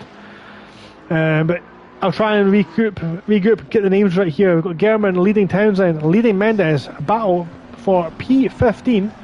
It's all the way down the grid. We've got a lot of drivers now made their final stops, and the leader has just passed us. That is a mistake from Townsend, and that's maybe opened the door for Mendes. Townsend's kept the inside, but he's lost the rear. Potentially a bit of contact there, a bit of net code contact. But Mendes now on the inside of Cop's corner. I think Townsend will let this one go, but no, he's not. He's still battering it hard. Townsend's came out ahead, and Mendes thinks about the Hamilton line to yeet his opponent into the hospital at 155 miles per hour. It doesn't do anything off it this time, but that's allowed Gehrman to just ease out in front. And interestingly, Jamie Christie is now ahead of Banff and completed all his pit stops. So does that mean Jamie Christie, on his return to Formula Racing League after taking most of last season out, is in position to challenge for a lead? There's a move for Mendes up the inside of Stowe. He gets his front wheel alongside Townsend, but Townsend resolute in his defending.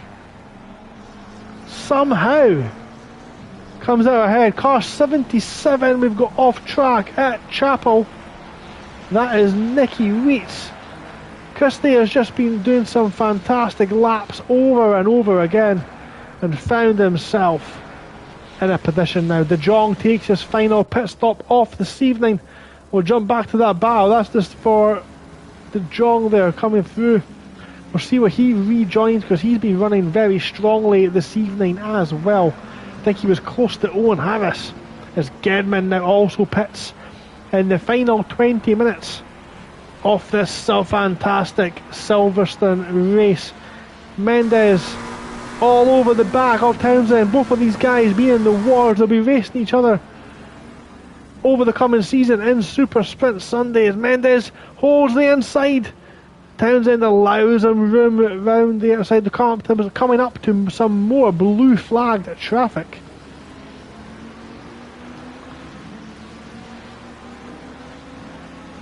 And I just wonder if Gehrman's going to come out just ahead of this lot as well. It's going to be a very interesting battle to the end. Banned 4 seconds behind Christie, it looks like just now, as Mendes is going to try and make a move. It looks like a late move from Townsend, but really I think he's just trying to get himself in front of this lapped car. But he's the lapped car now holding Townsend up, as Mendes nearly runs into the back of Townsend. And of course we've now got a Mercedes joining this battle, and now Kruger, I think it's Kruger anyway, gets out of the way. I could be mistaken with that one, but not a lot that the blue flag car can do in that situation. Beckett's, there's one line and you cannot really push your way through. As this battle has now allowed Gehrman to pull himself away out front. Well, the timing screens correct themselves and we'll jump back forward, but it looks like Harris is now overtaking De Jong, as has Serpentine. Serpentine up into P10 now, with some drivers yet to pit. But into the final 17 minutes of this race, Erkin Koglu leads Pospisil, leads Adam Sharp, all three still to make one more pit stop. And this is the battle we've seen, the closest battle we currently have on track. For position as Mendes tries round the outside. He's not going to get round there, but it might give him the better traction onto the Wellington straight. Now we're into Brooklands Townsend. Surely has to defend. Mendes already goes to the inside. He thinks better off it. Throws on the dummy just now. Sees if he can cut all kinds of disco shapes on the back rear wing off Townsend. Townsend cutting some shapes himself. Doesn't trouble the apex too much, but again Mendes runs very wide. He'll need to get out with that throttle, and that's going to allow Townsend just to stretch the Pink Panther's legs a little bit down the starting straight into Copse Corner, and he'll get a little bit of respite where he can compose himself and steal his will for another charge from Mendes.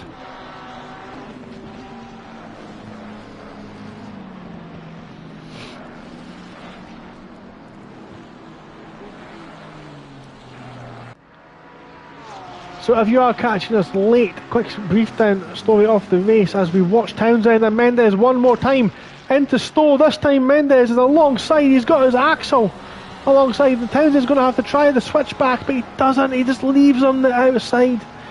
You have to think Townsend could have considered the switchback there and a counter move into this section, the club section, but Townsend's thought better of it on this occasion, and Mendes moves up to P16 and will now press after Townsend's actually, his tyres look completely shot. But Mendes will now chase after the cars ahead. There's a Serpentine, he's on the back of Christian Keller, and he's got David De Jong on his tail. And that looks like Keller into the pits for his final stop now as well. So drivers still to pit. They've got 14 minutes to do so. Erkin Koglu, the race leader. We've got Pospisil and Adam Sharp. Mihail Chernikov's also still to pit. And that is it as Keller's just dived in. So 4 more scheduled pit stops remain. Mendes now already on the back of Gearman. That didn't take long.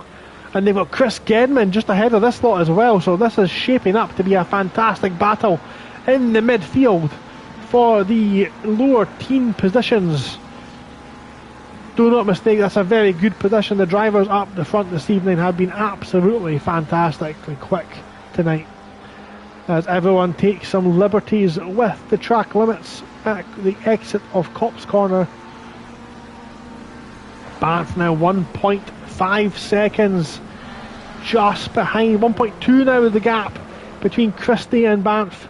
Or Banff, I don't know how the pronunciation is, but look how close these three are as they make their way onto the hangar straight. Gedman giving the Ferrari a tow behind, but Mendes flying round the outside. Can he hold the brakes later? Four-wheel drift from Gedman to hold position. That's absolutely incredible, but he's ran wide. Will that wide run be considered not losing a position? And then this battle is now pulling Townsend back into the fray.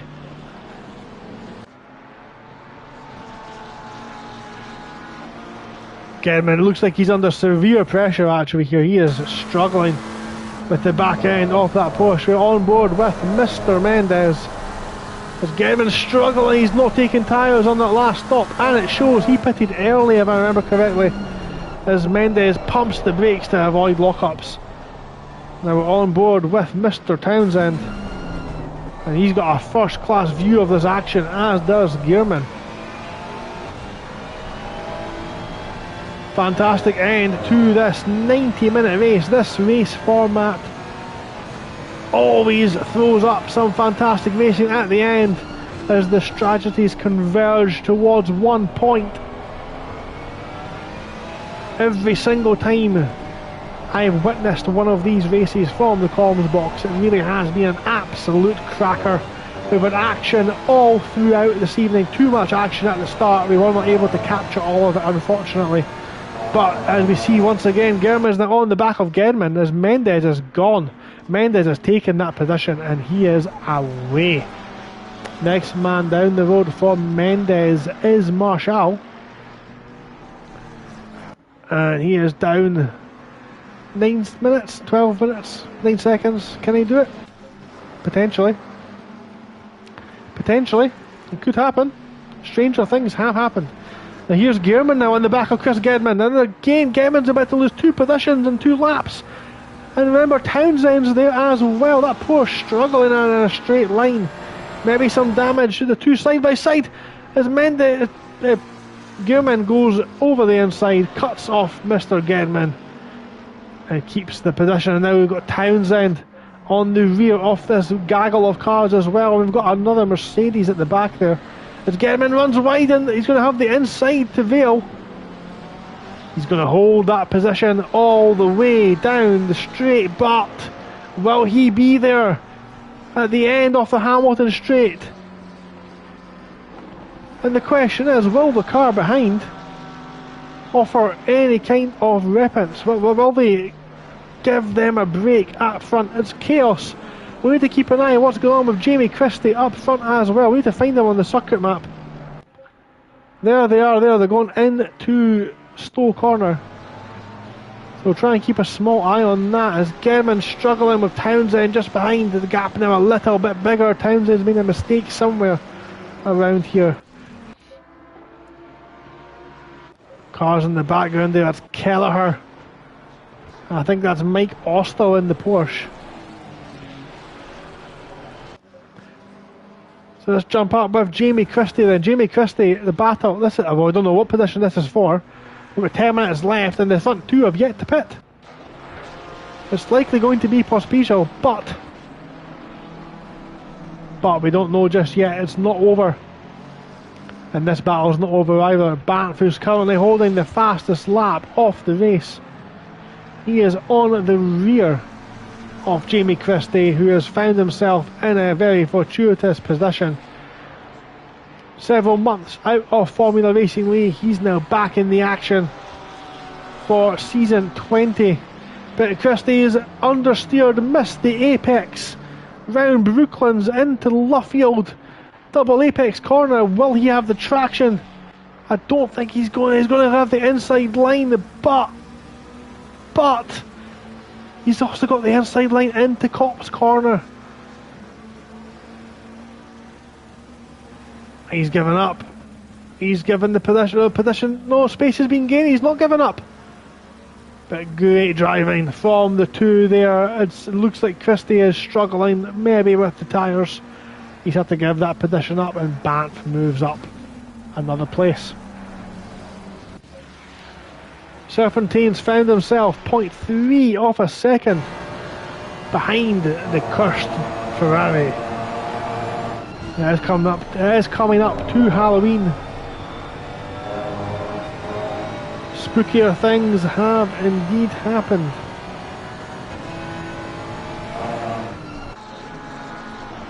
There's now Townsend's all over the back of Mr. German. Look at the toe he's going to get down the straight. Townsend weaving left to right, cutting all off of fancy shapes as German gets defensive and Townsend has to move out of it. We've got us. This was like the leaders coming through actually. But Townsend's on the inside of Luffield. He's made it work.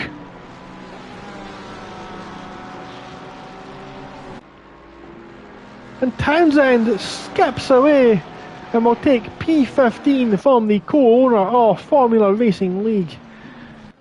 And they'll be chuffed with that one. I know they two are in the same voice chat this evening. And they'll be having a good old chuckle with each other tonight. Adam Sharp's just in front of Christian Keller just now. Christian Keller rejoined from the pits, so there'll be a lap between those guys. 20 seconds further back is Pospisil, so Sharp I think is just holding off, and he's now about to join the back of this pack. the Gedman Chumakovs. Was it the Chumakovs? Check myself. Is it Stu Rogers? It's Stu Rogers. Where's he found pace from? Oh no, he's on the grass again. No, that's definitely not the track, Stuart.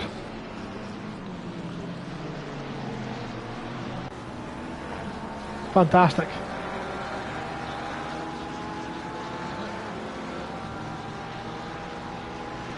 Yeah, you would think so. That would be the move, but if he can clear Gedman before the pits, so I don't know why he would. Oh, Gedman. Tricky position, but see now he's cleared the traffic. And it leaves Pospizo now to clear the traffic as well, so the question is, when do you pit? Gedman, it looks like he's about to be unlapped. He's struggling in that Porsche, isn't he? He really is struggling with traction in that car. Very traction heavy rear end of that Porsche. So this is the battle we've got on track. It's the Super Sprint Sunday Silver Champion, Reinhard Serpentine, versus the man who might be challenging him this season if he wasn't in the reserve. Owen Harris, but he did look so fast, Harris did, last season towards the tail end as he jumped in towards the end of the season. He really was throwing up a challenge to the front runners in the AM tier, but he was also battling amongst the Silvers and even some of the pro drivers as well. So he had a fantastic season, but we can see now Serpentine really has been dialing in that Ferrari. He's hungry and he wants more gold this season. He feels a bit aggrieved. I was speaking to him earlier on. He does feel a bit aggrieved that the leader going into the final race of the season was not able to take part. And he feels that that might devalue his championship. So he wants to prove himself from the get-go this time out. And I think he's positioned himself in the silver tier to do so very nicely. He'll have some trouble with Chumakovs and Bruce Tully, I'm pretty sure. But 5 minutes remain, and it's came in really quickly tonight. It's not been a slow one tonight at all. As Gedman's just lost that's Mendes. Mendes has caught up with Marshall for the final 5 minutes. And these two have found themselves promoted again to the silver tier for Super Sprint Sunday.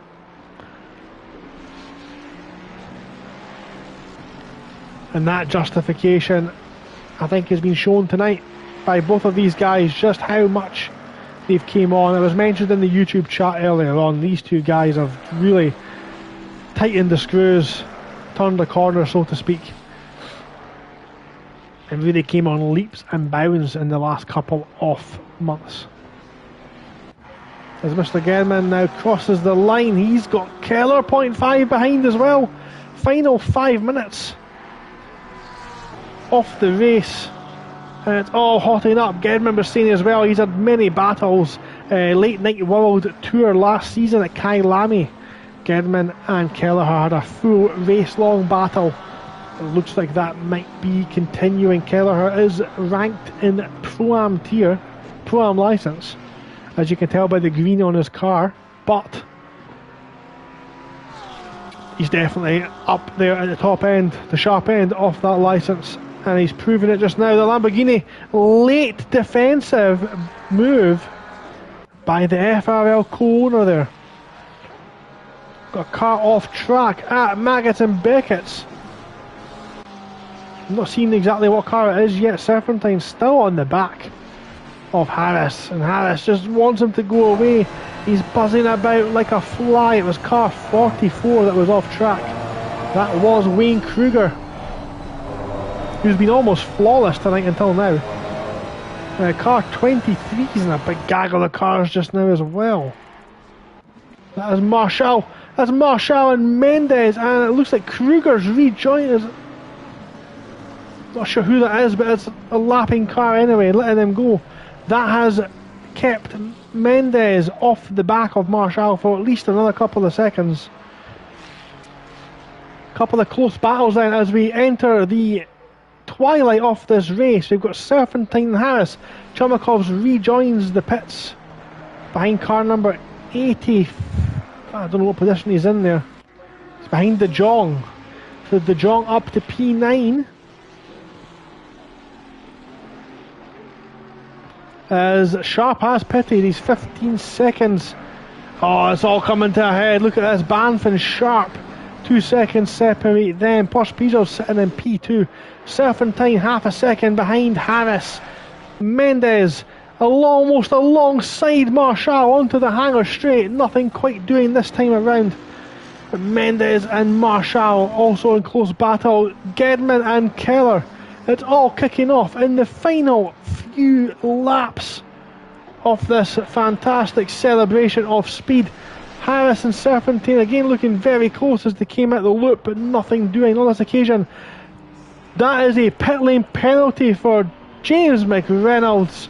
And there you go, son. There's your name in the lights for all to see. As Harris runs a little bit wide going through. Nope, the corner's completely gone. But it is Serpentine who's still behind. He's not letting it go, is he? And Marshall's still got Mendes cutting all kinds of mad shapes behind him. Apologise for the chaff speak. It's all kicking off. We don't know where to watch just now. That's what it came down to. Leader is stuck behind a car there as well. That looks like Townsend. And that's the pit window slams shut. That's it. If you've not made your pit stop now, that's it. Serpentine and Harris down the hangar straight, moving out of the way for a lapped car, potentially a move opportunity. Nothing doing there, and we've missed a move. I knew it was going to come eventually, but Mendes has taken Marshall into the final corner. Drive through for car 699. That's James McReynolds. We already are aware of that. Where is Gedman and Keller? Leader now on the final lap. Gedman still in the lead of that one.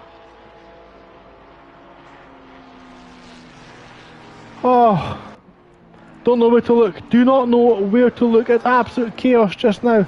Marshall's still on the back of Mendes. It's not over this one. These two are so similarly paced, and Gehrman's been brought into the mix now as well with this battle. Gehrman's found his way up into the battle for P11. No, go back! Oh! Sorry, as a fan I'm enjoying watching this one as well. Don't know where to look. Serpentine still on the back.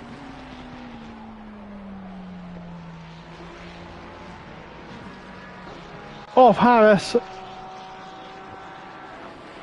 Nothing doing at the back of there, but it's been a fantastic performance, and it does have to be said tonight. Erkin Ekoglu is led from pole position to the checkered flag. He was under threat from Banff earlier on, but it all came down to Banff's early pit stop, putting them in traffic and getting caught out. The strategy of Erkin Ekoglu, taking it to the end as late as possible, seems to have worked out this evening. But we'll jump back on to the battles. We've given him his props early. I'm going to assume he's going to take the checkered flag tonight. But Serpentine still on the back. Ferrari versus Ferrari. There's no car advantage here. He gets the slipstream. He pulls to the inside. Does he try a late move? He doesn't, he doesn't. And that's going to give Harris the advantage just now into the final couple of corners. Marshall's backed off as well. Erkin Ekoglu's coming round the final corner and takes the checkered flag and wins here at Silverstone. It's a fantastic performance. And Keller's got just ahead of Gedman as they'll now come through and take the checkered flag as well. Gedman weaving ferociously, and I do enjoy watching Gedman at the end of a race. Boom! I'm sure that wasn't meant actually, so we'll just go away from that. That never happened. Right. This is the final battle we have on track just now as Sharp crosses the line in the Honda in P3, proving it is indeed possible. It's Banff just off the podium. Fantastic performance for Jamie Christie, coming home in P5th, and this is the battle for 6th place. It's all hotting up as Harris has got 2 more corners to get around. We've got a flashing Porsche just in front that's maybe just disconnected. That'll be striking fear into the Sky McLaren, but he's held off and he comes across the line to take P6 and hold off Reinhard Serpentine for a fantastic result. David De Jong is now under pressure from a lapped car. It's not over yet. Marshall's under pressure from Richard Gearman. The final 2, I think, to cross the line. There's drivers crossing the line just now. We will give everyone their props. Please be patient. This is where the action is indeed happening tonight. In the dying moments of the race, Marshall struggling with an ill Mercedes, it looks like, and Gearman's got a very good condition Ferrari. It's so nice on its tyres, but the flying Frenchman with flair will take the checkered flag, hazard lights on, flashing the lights, weaving left and right, and takes P11 with Gearman in P12. A couple more cars just to come round. It looks like the last couple of cars, I can't seem to pick them up. Pospizo, we'll stick with him. He does love doing an in-lap, and that is the provisional result pending any stewards' inquiries. It's been some fantastic racing. Jamie Christie in YouTube chat telling us all he needs a shower, a sweaty one tonight. I am absolutely sure from himself. Fantastic return to FRL from him. He's obviously been practicing.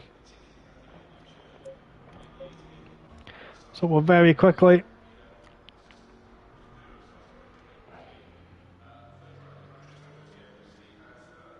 try and get some highlights saved, and we'll see if we can watch them.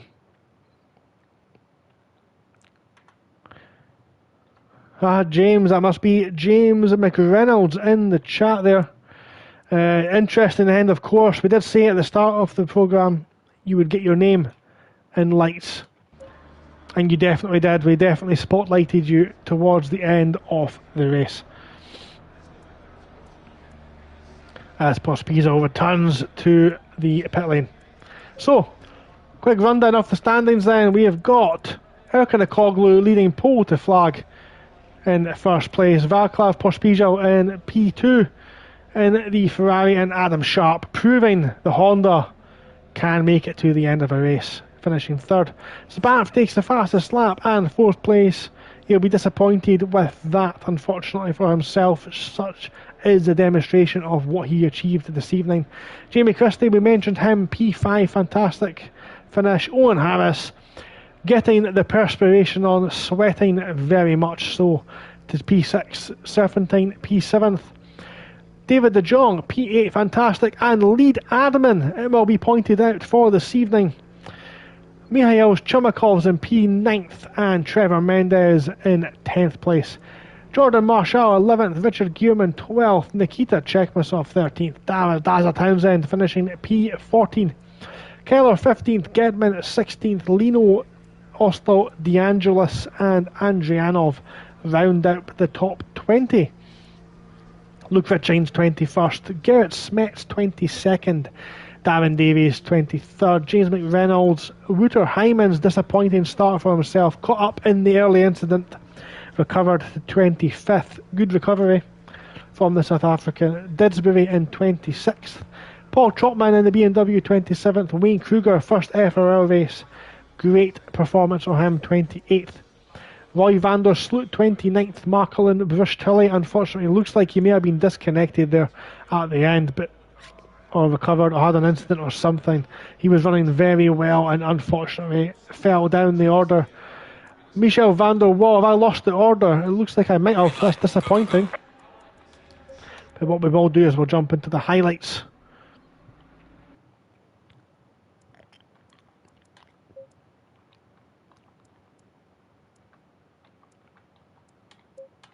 and we'll see if we're able to catch any of the action at the start, because there was a lot of action at the start. And we can, so we'll jump on board just very quickly with Mr. Hymans, because he was involved heavily in this.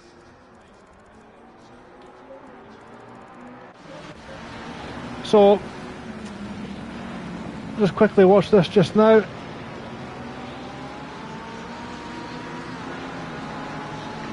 Orange Ferrari looking very aggressive, and they come close together there. There's a little touch, and that sends him round. He's not, he almost holds it. Oh, it's just a mess, isn't it, after that? That Ferrari came in very quick. It's just a bit of a mess after that. Not a lot he can do, unfortunately. He's done the right thing. He's tried to stop his car, and it's just been very unfortunate for the South African there. Not a lot he could do, unfortunately. So we'll let this run out while we continue to run through the provisional order, as we've got on the screen just there. We've got ourselves down to P30. So Brush Tully 30th, Michel van der Waal 31st, Dale Kelleher we've seen in the wars this evening in 32nd, Nicky Wheats also had some trouble there at the start, 33rd, Gerbino never really got going, 34th. Morneveg and Rogers had what could only be described as a bit of a nightmare tonight, and Jamie Crabb never made the starting grid, unfortunately.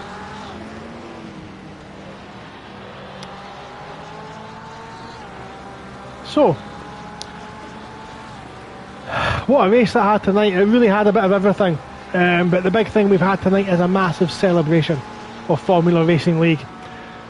We've managed now in the 8th year of Assetto Corsa Competizione to get over 30 drivers, nearly 40 drivers onto a server on a Tuesday night, one of the most fiercely competitive nights for sim racing in the whole sim racing community.